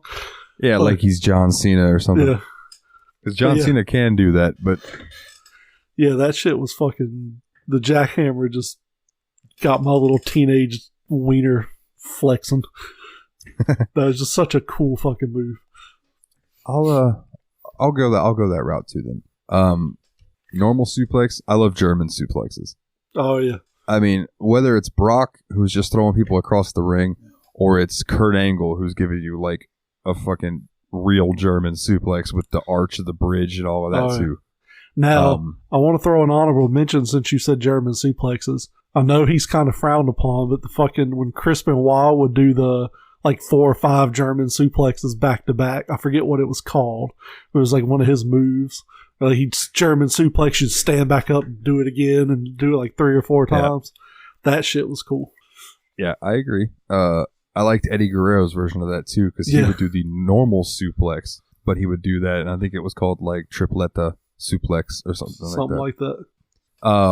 So my favorite finisher suplex, I've never seen this in American wrestling, but I've seen it in the WWE games, and I think it's a Japanese wrestling move. So it starts off like a normal suplex, like you're getting them up for the jackhammer, right? Yeah. You're holding them up like that, and then you know, you kind of have your arm around their head holding them where like your forearm is going under their chin, right? Yeah. So while you're holding them up like that, you switch your arm around and grab them around the shoulder, almost like a rock bottom, and then you swing them down and swing their legs around and fucking like rock bottom them like that. So like I've seen that. Yeah, that's pretty fucking dope. And my favorite part about it in the game is, you know, you can hit the thing to where it's a pin move. Yeah. So when he does that, you just slam him, and then you pin him by just laying there with your arm over him, just like, fuck yeah, you ain't kicking out of this shit. Like, it's just, it's so good. Another one I've seen in games, but I feel like I've seen it in real life, is when they bring them up for the suplex, and then you, like, drop to your butt and, like, slam them forward on their face. You know what I'm talking about? Oh, yeah. Jeff Hardy used to use that move. It's like you bring them up, then you, like, basically you fall on your back and slam them down on their stomach. Yeah, that's kind of a cool one. Yeah, God, what did he call that? It was like Truth or Consequences or something like that. Something like that, yeah. I also really like, I think it was Scott Steiner that used it, the Steiner screwdriver, where he would pick them up like a suplex, and then he would just like flip them, catch them, and drop them in a pile driver. Boom! Yeah. And it's the brutalest looking fucking move. Oh, yeah. It's tremendous. Also, shout out, if we're talking about suplexes, we have to give a shout out to Taz. Oh, yeah. The suplex machine. Yep. The human suplex machine. He's the man. One his finisher, kind of like Chris Benoit, where he'd do the leg hook suplex, and then he'd stand up and just keep doing it over and over. There were a couple times he did that to Sabu, but normally he used all kinds of suplexes. But yeah, that finisher that he would do is he would grab them around the like shoulder and reach up under their leg and pull their fucking leg up and grip his fucking arms where he's got you like you're not going anywhere, and then he would just fucking throw you. Yeah. Yep. Oh yeah. Let's see what's next. So thank you, Willie. That was actually, I bet you didn't expect us to take your question and actually give you legitimate answers. Yeah. And we got some wrestling talk in for Christina. Yeah. There's another one from Kana. Since Tadpog has prom, because Tadpog, shout out Tyler and Dave play old games. they have Tadpog Prom where everybody meets up at a con and then they go and hang out. What would the gathering of Yabs Pod be called? So I've thought about this. It would be the Yabs Pod Circle Jerk. I was going to say Circle Jerk too. I swear to God. See? Oh my God. The Yabs Pod Circle Jerk. I was going to say Yabs Pod Circle Jerk Fest. Like, I swear to God. It's called the Yabs Pod Circle Jerk. Ladies, you're welcome too. Finger banging is allowed. Yeah. Waggle your beaver. Yes. Oh my God, that's fucking tremendous. Well, there you go. It would be the Yabs Pod Circle Jerk. Yabs Pod Circle Jerk. Oh my God, that's fucking tremendous. I might have to design a fucking Yabs Pod Circle Jerk T-shirt now, like it's an actual event T-shirt, like Yabs Pod Circle Jerk 2022. I survived. Yeah, I survived the Yabs Pod Circle Jerk.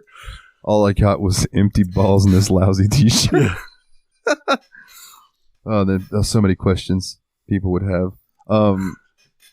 We would have to give people something that was like a spherical thing that had nothing in it, so you could say that you got empty. You emptied your balls. You had nothing in it. Yeah. There's one from Jeff. What is your go-to frozen pizza? So my answer is, and always probably will be, DiGiorno hand tossed. They're fairly new, but Jesus fucking Christ, they're good. Like, the crust gets super crispy, but like the bottom of it gets crispy. The pizza itself stays like doughy. The sauce is kind of sweet. Oh, they're just so fucking good, dude. I can eat a whole one by myself. Hell yeah. So mine might be a bit of a surprise. So everyone knows that I like to make my own pizza when we're making pizza. In fact, like when we're done recording, I'm going to have a slice of the one that I made earlier. But when it comes to like throwing a pizza in the oven and eating it, dude, I will pick Totino's pizza any day of the week. Totino's is fucking good. I love pizza rolls. And I'll never forget the day that I had this realization that the people that made pizza rolls are the same people that made Totino's pizza. Because I was eating a Totino's pizza, and I was like, fuck, this thing tastes a lot like pizza rolls. And I looked at the bag, and it just clicked with me in my brain. And I went, oh! That's why. Because it is one big unrolled pizza roll. Have you ever cooked a Totino's pizza, let it cool where it's cool enough to the touch, and just fold it in half like a fucking taco and just eat it? The whole fucking thing.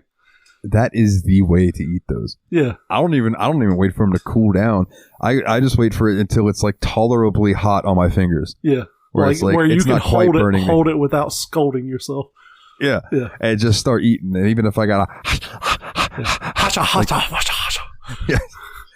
Dude, the first time I ever saw that contextualized into a meme, I was like, it's fucking brilliant. That's exactly what everyone does. Yeah. Now, there was a fucking goat of frozen pizzas, and they stopped making it several years ago, and I was pissed when they stopped making it. Freshetta had a frozen pizza. It was their like naturally like rising crust pizza, the pretty good one. But the sauce, it was stuffed crust, but it was stuffed with sauce instead of cheese. Ooh. That shit was fucking good. I ate probably 3 of those a week. Like, I fucking loved them. Apparently nobody else fucking ate them because they stopped making them. And like, I'm so pissed about that because that shit was so fucking good. Like, you remember I've talked about on the show, I think, when Chef Boyardee stopped making the ravioli pies, and I got so pissed off I wrote him a letter. Yeah.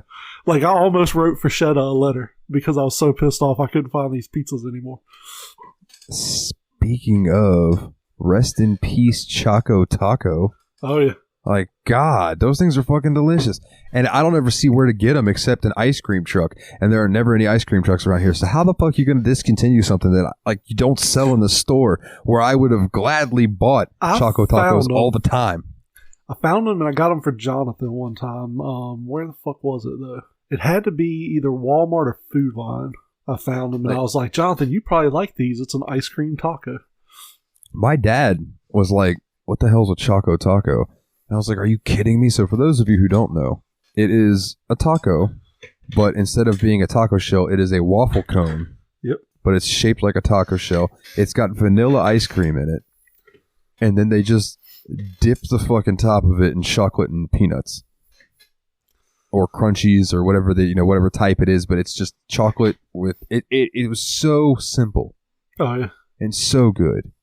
And I can't help but think of that fucking song. Don't know what you got till it's gone. Because now everyone is up in fucking rage about the Choco Taco being gone, but you never heard anybody talk about the Choco Taco when it was around. You didn't appreciate it when it was around, so now you don't get it anymore. And I feel like it's one of those things where it'll be back. Like, if they're not going to make it anymore, they'll sell the rights to it to some other company that'll make it or something. Like Twinkies, when Hostess went under and Twinkie went away, and then like a year later it came back. My buddy told me about the Choco Taco thing, and I was like, I wonder, like part of me wonders if this is a fucking sales gimmick. They're being like, we're getting rid of Choco Tacos. So people are like, oh my God. And they go out and buy all the Choco Tacos. And then the company's like, well, sales were so good that we're going to keep them on the shelf. So we'll see how that goes. You know, like the furniture store business model where it's like, we're going out of business. Everything must go. And then people come in and buy all the shit. And they're like, oh, we sold enough stuff. We're staying in business for another month. Yeah. Yeah. And then they have another going out of business sale. Yep. I saw a thing one time that said, why not just name your furniture store going out of business sale? So that way it always says that. Like, But I wish that like things that have went away and I wish would come back, and I would write a letter about this, is Hardee's. And I think we've talked about this before because this is just something that I love to death. Hardee's had a burger that was a Philly cheesesteak burger. Yeah. And if they could just have that on the menu all the time, that'd be great. But I would also gain a ton of weight. Now, Twinkies. Speaking of Twinkies, I never ate them as a kid. I didn't particularly care for them. And I wonder how much of that is psychological, because growing up, the joke was always, oh, fuck you, fat boy, why don't you go eat a Twinkie? And I was always like, I don't even like Twinkies. And they'd be like, oh, yeah, sure you don't. Yeah. And I wonder if psychologically that's why I won't fucking eat them now. Possibly so. It's just, I don't know. Just a weird thing. If somebody's a psychologist out there, let me know. I'm fat, and I fucking love Twinkies, so... You know what I like better than Twinkies, though? Frozen Swiss rolls? Yeah, that. Zingers. Did you ever have Zingers? They were Twinkies, but they had, like, frosting on top of them. They were smaller, and they had like ribbed frosting across the top of them, like yellow frosting. Yes, I have had those. Fucking love those. I always preferred things like the zebra cakes and like zebra the zebra cakes sticks and things like good, that. Yeah. Those are delicious. I wonder how good those would be frozen. Probably really, really good. I haven't ever tried those frozen. The oatmeal cream pie things that are delicious, those are not very good frozen. No, I can't imagine they are. I do love oatmeal cream pies, though, and fudge rounds. But I figured I'd try it because the Swiss rolls were so good. Swiss rolls are revolutionary, but I feel like that might be the only one that's going to be better frozen. Yeah, I love that. You turned me onto that, which then turned Kana onto that. And the other day, Fenris in the Discord posted in the food chat, he's like, I'm just going to say something. Frozen Swiss rolls. You should try them. So I'm telling you, man, it's fucking like, there's two phases of your life. There's the phase before you find out you should freeze Swiss cake rolls, and then there's everything after you eat that first one. Yeah, and I wish I was better with cake, because I would love to make a Swiss roll. Oh, yeah. Because really, it's just a cake with some frosting rolled into it. You know what I mean? Yeah. And then like a nice homemade one, and then freeze that motherfucker. Just, Oh God, I'm getting a food boner. I told you, man, that shit is fucking great. Anyone who's listening, if you like Swiss cake rolls, put one of those motherfuckers in the freezer and try it the next day, and thank me later. If you like frozen Swiss rolls, send me $1 on Venmo. So Jeff asks another question. You wake up, you're hungover. What's your go-to? He says snack. Yeah. There's nothing to snack, in my opinion, when you're fucking hungover. So what do you want to just gorge yourself with when you're hungover, once you're ready to eat? I've only been hungover maybe like twice my whole life, so I don't have a huge answer for that. Go fuck yourself. Okay, continue. But like, I'm not a big drinker either, so I know it's not Jello because the last time I was hungover, I tried to eat a cup of Jello and that shit didn't work. Probably like BC powders and orange Gatorade. Like hydrate and fucking get some medication in me. That's fair. Outside of that, I don't know, probably frozen Swiss cake rolls. Or goldfish. Goldfish seem like they'd be a good hungover snack. So it depends on my level of hungover. Am I hungover to the point that I'm not leaving the house? I'm going Totino's Pizza. Or something along those lines. Something greasy. Yeah. If I'm hungover but somebody is willing to drive somewhere, then I'm either going to get a greasy burger or I want to go to like Huddle House so I can get some greasy potato. Anything greasy. I just want really greasy, fat-filled food to make me feel better. And a frozen Swiss cake roll. And I don't care if people say it works. That whole hair of the dog shit, go fuck yourself. Like, when I am like, wake up the next day and vomiting my brains out because of how much I drank the last night, the last thing that I want to do is taste more booze. Even if it's going to make me feel better. And nah, I'm good. Like, I can't do it. Just the smell of it makes me want to vomit. So, I don't know. I can't do it. But yeah, so definitely just, Jeff, if we ever get drunk together and we're hungover the next day, I promise you, there's going to be some greasy fucking food in our future. Because I'm either going to make some greasy food or we're going to go get some. And check the freezer. Get some Swiss cake rolls. Yeah, those will help soak the grease up afterwards and then give us a little sugar boost, and then we'll have a nice nap. Everybody will be happy. Yeah. So this one comes from the lady with the cool name, Ostara. If you could cosplay as anyone or anything, what would it be? Anyone or anything. Money's not an object. Probably Predator. I think that'd be a really cool costume. I could make like a screen accurate Predator costume. I'm a pretty big guy, so like I could pull off a pretty mean Predator. Oh yeah. So I'll go realistic, and then I'll go one that if no money was an option. So realistically, I could be the fat curly headed guy from Lost. Yeah. I could be the fat curly headed guy from that motorcycle show. I could be Anarchy. No, not Sons of Anarchy. The like OCC or whatever the fuck it was. Like one of the motorcycle building shows. Mikey. Yeah, Mikey. American Choppers. Don't you know? Everybody ever tell you look like that Mikey guy? Yeah, well, yes. Why, fucking 20 times today. Thank you very much. So, also, I could be basically anything from Jonah Hill pre like 2017. I think you could pull off a pretty good Mankind cosplay. Mankind, Cactus Jack, Dude Love. I think you could pull those off. I'll take that as a fucking compliment. Yeah. Just give me that second fucking handshake when I see you. Or I'm fucking hitting you with a jackhammer. Now. Dude, hold on. No, hold on. If you could hit me with a jackhammer, I would let you do it. Because that would be impressive, sir. I weigh quite a bit. I mean, I am taking creatine. Maybe I should hit that documentary dude up and get some of them roids he was cooking. We'll get this shit slammed out. Go get you like a beanbag that weighs about 325 pounds and practice suplexing that motherfucker, and then we'll talk.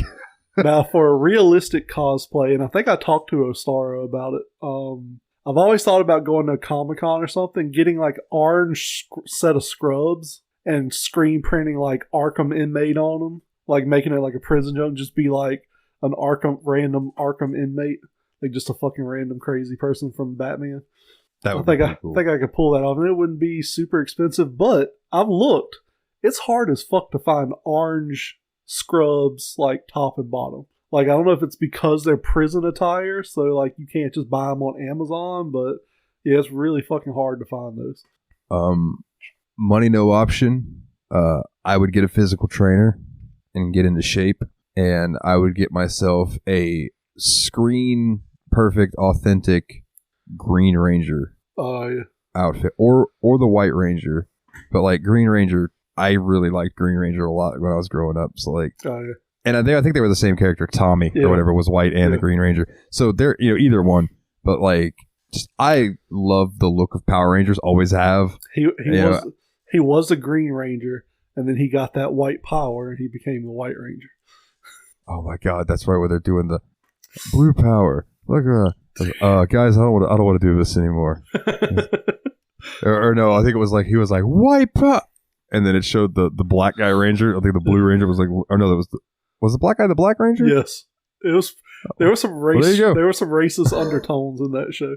They were not very subtle. The yellow girl or the yellow ranger was the Asian girl. Yeah, the Asian girl was the yellow ranger. Fucking A. Yeah. But still, great. I don't know. Power Rangers are awesome, and I don't know. I've always liked that look. I also think doing like a really cool Bowser would be interesting, even though I'm not like super into Mario, but like I'm a big guy, so like pulling that off would be cool. That's something her and I were talking about, cosplay stuff, and I told her, I was like, I've always thought about cosplaying. I've never actually done it. I don't really have the balls to do it, I guess.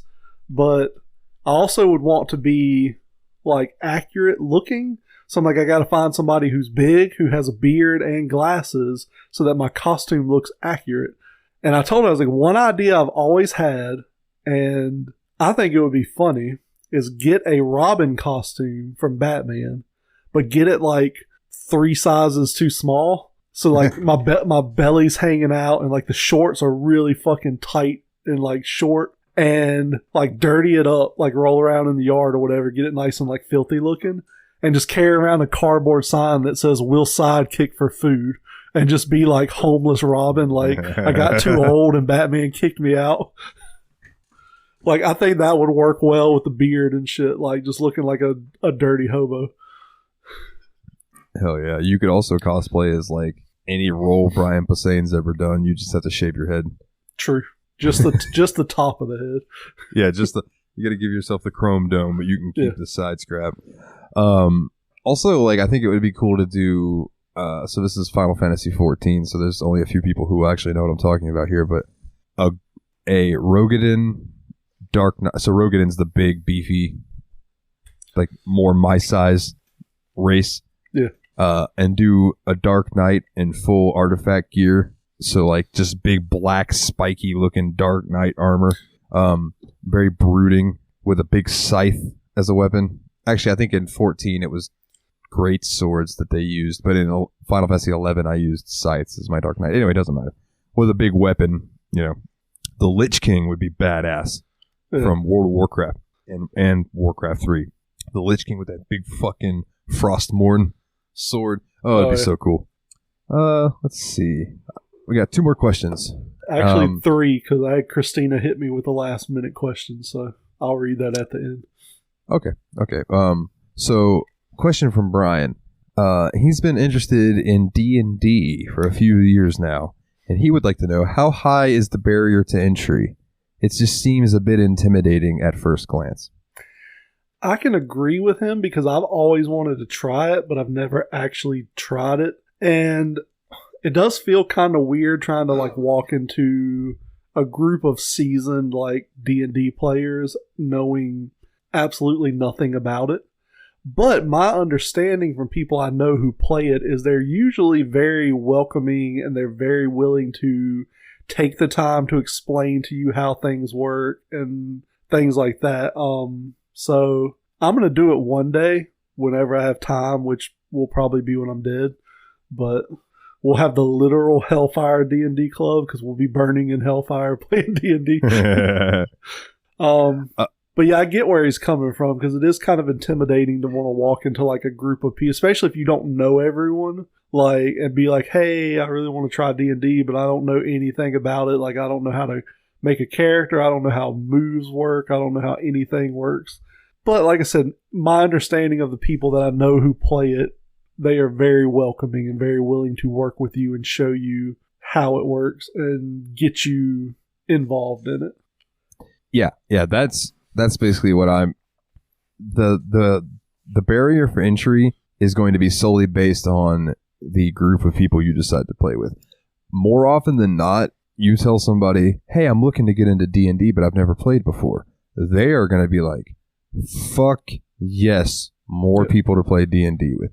Especially if you ever run into somebody who is a dick about D&D, feel free to tell them to go fuck themselves because there are a bunch of other D&D players who would gladly welcome you in with open arms. Like welcome to the chaos. Like, my understanding is you need a set of dice, but literally you'll be like, I kind of want to get into D&D, and somebody will be like, oh, I have 6,000 sets of dice here. You can have this set and this set, and we play on Thursday nights at 7, but if that doesn't work, we can move it till 8 if that works better for you. And like, they're so willing for you to join their party because the more the merrier.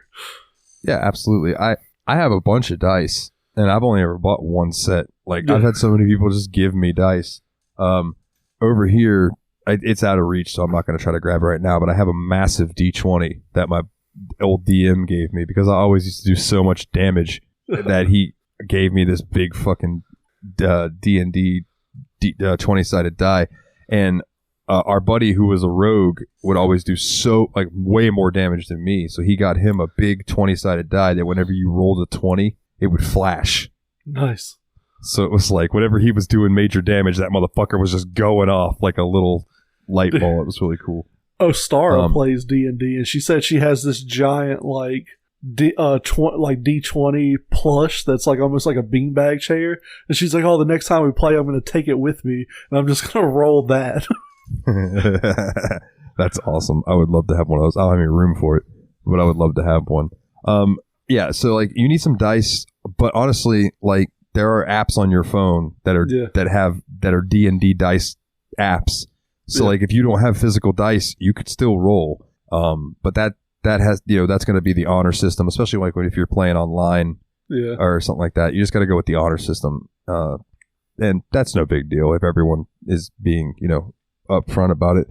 But I mean, like I said, the highest barrier of entry or the barrier of entry is not that high if you can find the right group. Yeah.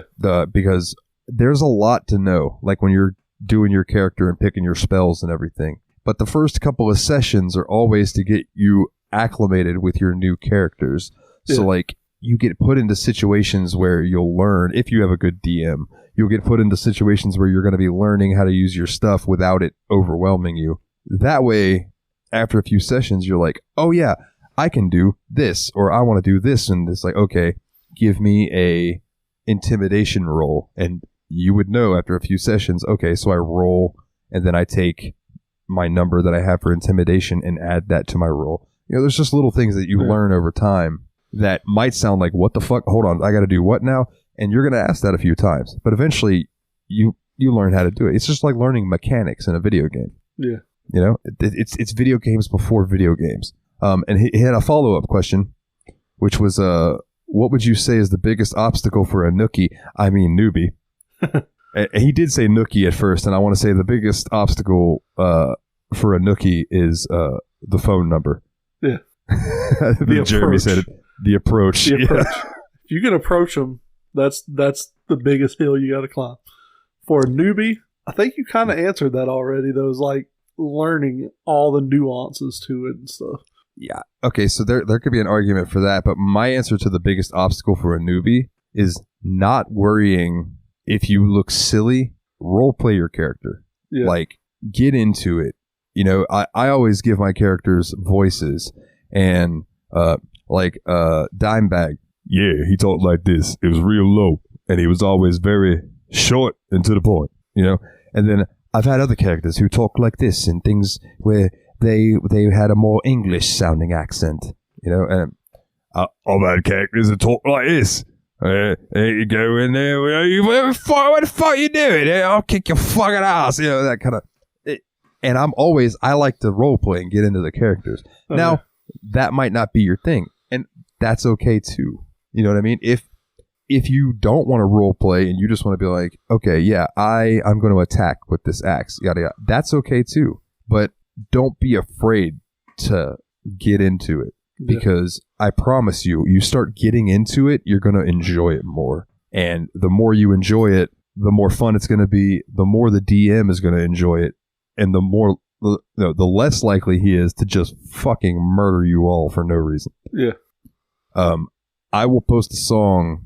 It's a D&D rap song. I'll post it in the Discord once this episode's over with no context until somebody asks. And then when they hear this, they'll be like, oh, okay. It's fantastic. I don't remember the guy's name right off the hand, but So I asked Ostara this question. I'm going to ask it to you too.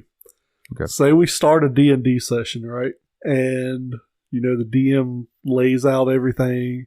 And then he goes to me and he's like, Jeremy the Barbarian, what's your first move? And I turn around and slap the shit out of Dalton's character. I roll my die, and it's a nat 20. Could that slap kill you? Yeah, in theory. Yeah, absolutely. She said if the DM allows it. Yeah. So it'd be up to the DM on what happens on that nat 20. Yeah, he could either slap you and knock you out, or he could slap you and do some damage, or the DM could be like, Dalton, roll a 20. And say, I roll, and I get a 1. Yeah. And that's a critical failure. Congratulations, you just slapped me in the temple, and it fucking killed you. Like that, it could, that's it could be something like that. Like I slap your character, and you stumble off a cliff and die. Or like, you slap him, and your hand is cupped, and you hit him in the ear. And it's like, okay, well, now you're deaf in that ear, so minus perception checks by 5 or something, like. Yeah. So that's the beautiful thing with D&D. Anything could happen that you want to happen. Yeah. Literally anything. Like, I don't know how many times we'd be playing and there'd be crazy shit going on and Lenny would be like, yeah, I'm going to go talk to that cute girl over there. And I'm not just picking an accent. That's how Lenny talks. I'm going to go talk to that girl over there. And then he would end up going and fucking some broad while we're all like handling business. Lenny's up there role playing, having sex with a fake girl. Nice. I remember reading a thing where it was like, you approach the dragon, what's your move? And the guy's like, I try to seduce it. He rolls a nat 20. He's like, are you sure? He's like, yeah, he rolls a nat 20. It's like, well, good luck because he's the top. Oh my goodness. All right. What was Christina's question? Let's see. Let me make sure. She said, Christina, do you pee standing up or sitting down? I pee standing up 90% of the time. That is a highly dependent question. I pee standing up more often than not. Yeah. But if I'm sitting down taking a shit and I have to pee, I'm just going to tuck my dick between my legs, take a piss, shake it, and then pop it back out. Like, I just leave mine in the bowl. Like, it just stays in there. I've done that before too, man. But like, I've had my dick fall asleep doing that. That is like, I don't know if anybody listening is fat enough to have this happen, but like, that feeling you get in your leg when your leg's coming back, dude. Let me tell you something. You get that in your dick, you think that might feel awesome. Does not. It's like orgasming that won't stop. And I don't know if you've ever had a chick keep sucking your dick after you've nutted. Sometimes it's unbearably. God, it's unbearable. It's fucking terrible. I don't know how to describe it. It feels so good, and then all of a sudden, it feels too good, and you can't stand it. It's like, oh, fucking stop. Oh, my God, it tickles so bad. Yeah, it's a feeling like that for like a minute and a half. That happens to women, too. Like, after you've eaten them out, and you just keep going, and they're like, stop. So what I used to do is when they were getting ready to finish, I would like sneakily wrap my hands around their thighs. And then when they're like, stop, I would just lock them in where they couldn't move and just keep going to town. And they're like fucking slapping the time. They're like, stop, it's too much. Yeah, I've been in plenty of those situations. It's always funny to give them the grip. Yep, you just get that leg lock in. It's like, you ain't going nowhere, girl. They'd turn around and do the same shit to me. Exactly. Yep. It's like, no, stop. And they just keep fucking going. And it's like, they're almost... It's like, oh, stop. I can feel them giggling through my penis. Yep. Like, I can feel it. Yep. And I'm just like, oh, God damn it. I know you think this is funny, but this is killing me. Yeah. I'm literally going to have an aneurysm if you don't stop. Oh, my goodness. Now, speaking of peeing while standing up, this is something that happens to every guy, but it's fucking gross. You ever wearing shorts, standing at a urinal, pissing, and you feel the piss just like splash back on your shins, and you're just like, God fucking damn it, there's pee on me now. Yeah. What usually happens to me is because like if I'm just like working around the house and stuff, I'll just throw on a pair of shorts. I usually just free ball it. Yeah. Right. So I'll take a piss and I'll shake my dick, and I won't shake it enough, and I'll put it back in my pants, and I'll feel a drip just bloop on my fucking calf, and I'm always like, God damn it. Yep. Yeah, I feel your pain, man. Yeah, it's like so fucking gross, and you're just like, oh, fucking pee just splashed on me. Like, oh. And like you're in a Walmart or some shit, you're like, I gotta walk around with pee on me. Oh. Or you're like, well, I'm in Walmart, so I'm still like top 5 people in this store. It's not so bad when you're at home, but like when you're taking a dump, and let me go ahead and preface, I do not take a dump in public unless I absolutely have to. I will dump anywhere. I'm a home bowl guy. I used to be that way, but now I don't fucking care. I will dump out wherever. Well, the worst is when you drop a plop and you get that splash of water up on your cheeks. I got one worse for you. Fucking shit happened to me. I was working at the plant, sitting on the toilet, taking a big old meaty shit. Fucking, this is one of the reasons I don't like courtesy flushes, right? Sitting on the toilet, I'm like, oh, fucking stinks in here. Reach back, whoosh, flush the toilet. The fucking toilet clogged. The water level rose up and sunk my cheeks. Dude, I'm talking about my fucking ass cheeks, like, got red and gross and shit. Like, I don't know if the fucking, like, irritated the skin or what, but like, yeah, there was like a fucking red circle across my 2 ass cheeks where that fucking shit water touched them. And like, oh, dude, it's so fucking gross. Like, yeah, that is horrifying. That is fucking, like, yeah, fuck a courtesy flush me. Y'all just gonna have to smell my shit from now on. Like, yeah, that was the worst thing that's ever happened to me sitting on a toilet. Yeah, dude, I can't even imagine. No. Yeah. Just no. Because what if that would have overflowed into your pants? Oh, dude, like, luckily it stopped, like, right at the fucking rim of the bowl. And I was like, oh, man, oh. So I like, got up and started fucking wiping my ass off with toilet paper, like, plunged the toilet real quick. I think that toilets should be designed with a thing, like, you know how a bathtub has that little metal thing that when the water gets too high? Yeah, a little overflow goes into spout. there. Yeah. Fucking toilets need that. You know what? Yeah. Trademark. Yeah. Yabs Pod. We're going to make $1 million off of that. We like, need to develop a toilet with some overflow. So fucking traumatic for me. Like, it was so bad. Yeah, because that's worse than Poseidon's kiss. He made out with your butt. Yeah, he fucking molested my butt. Like, he didn't just got molested by a Greek god. He didn't give me the little splashy cheek kiss. He fucking just like grabbed hold of both of them. Like, he tried to spread my Red Sea. On that note, that's going to do it for this week's episode. So, like, if you would like to send us an email and ask us a question, but you'd like to stay anonymous, we don't blame you. Yet another bspod@gmail.com. Or if you ever had any horrific bathroom stories, email us about those too.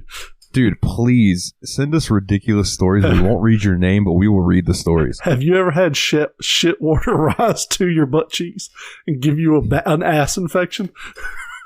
Yeah. I don't know if I want to hear about ass infections, but actually, whatever. Send us whatever you want. Dude, I'm telling you, my fucking ass cheeks had like a toilet bowl shaped red mark across them for like 3 days. I fucking put A&D ointment and shit on. Like, you had the world's biggest ringworm. Oh, it was so fucking bad, dude. I probably should have went to the doctor, but you don't want to go tell somebody about that. Right? What if you'd have had staph or something? And you're just my fucking ass would have had to fall off. Jesus Christ. If you want to join the Facebook group, which is, I will admit, quiet because we're mostly active over on Discord, but it's facebook.com/groups/yet another BS podcast. You want to find us over on Twitter, you can find us at YabsPod, YABSPOD. You can find Jeremy at Just Call Me Jezza, and just in case people don't, it's JEZZA. Yeah. Just Call Me Jezza. And you can find me at Super Nerd Dalton. And if you'd like to check out our website that I put together, I put up our episodes, our songs of the week are on there. Any of the show notes that I remember to put up, if we do the Patreon, that'll be linked there. If we do merch, that'll probably be linked there. So yeah, don't forget, let us know what you think about the Patreon or what kind of reward tiers you would like to see on the Patreon. For sure. And if you would like to see some of Jeremy's ridiculous Photoshop stuff on some shirts, to let us know. Oh, yeah. Yeah, and you can find all that at yabspod.wordpress.com.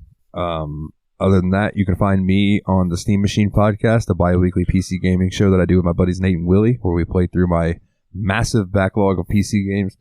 You can find me at the JRPG Report, where it's your weekly JRPG news show. And you can buy my music if you'd like it. If you'd like to. If you like the intro songs for Yazpod or Steam Machine Podcast, I made both of those. You can get it at nilethenightmare.bandcamp.com.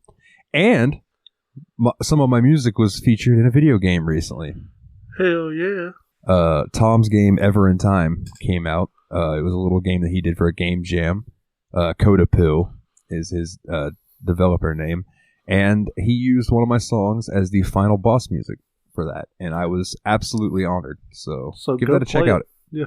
Yeah, it's on itch.io. If you look up Kodapu, it's on there. You can get it for free. I paid him $2 for it because I love him and I felt like he deserved some cash. But you don't have to. You can get it for free. And he's in Canada, so your American dollars are more dollars to him. So yeah, I saw a thing the other day. Was it you that posted the thing that was the dollar is now 1 penny more than the euro or whatever? Yeah, and you were like, "Bow down, peasants, we rule now," or something. Yeah. It was like it's called soccer from now on. Oh yeah, that's right. Yeah. Now it's called soccer. Oh, tremendous. But yeah, man, that about does it for this week's episode of Yazpod, man. Jeremy, you got anything else? Don't courtesy flush. You'll get a staph infection in your ass. Words to live by. On that note, everyone, take it easy.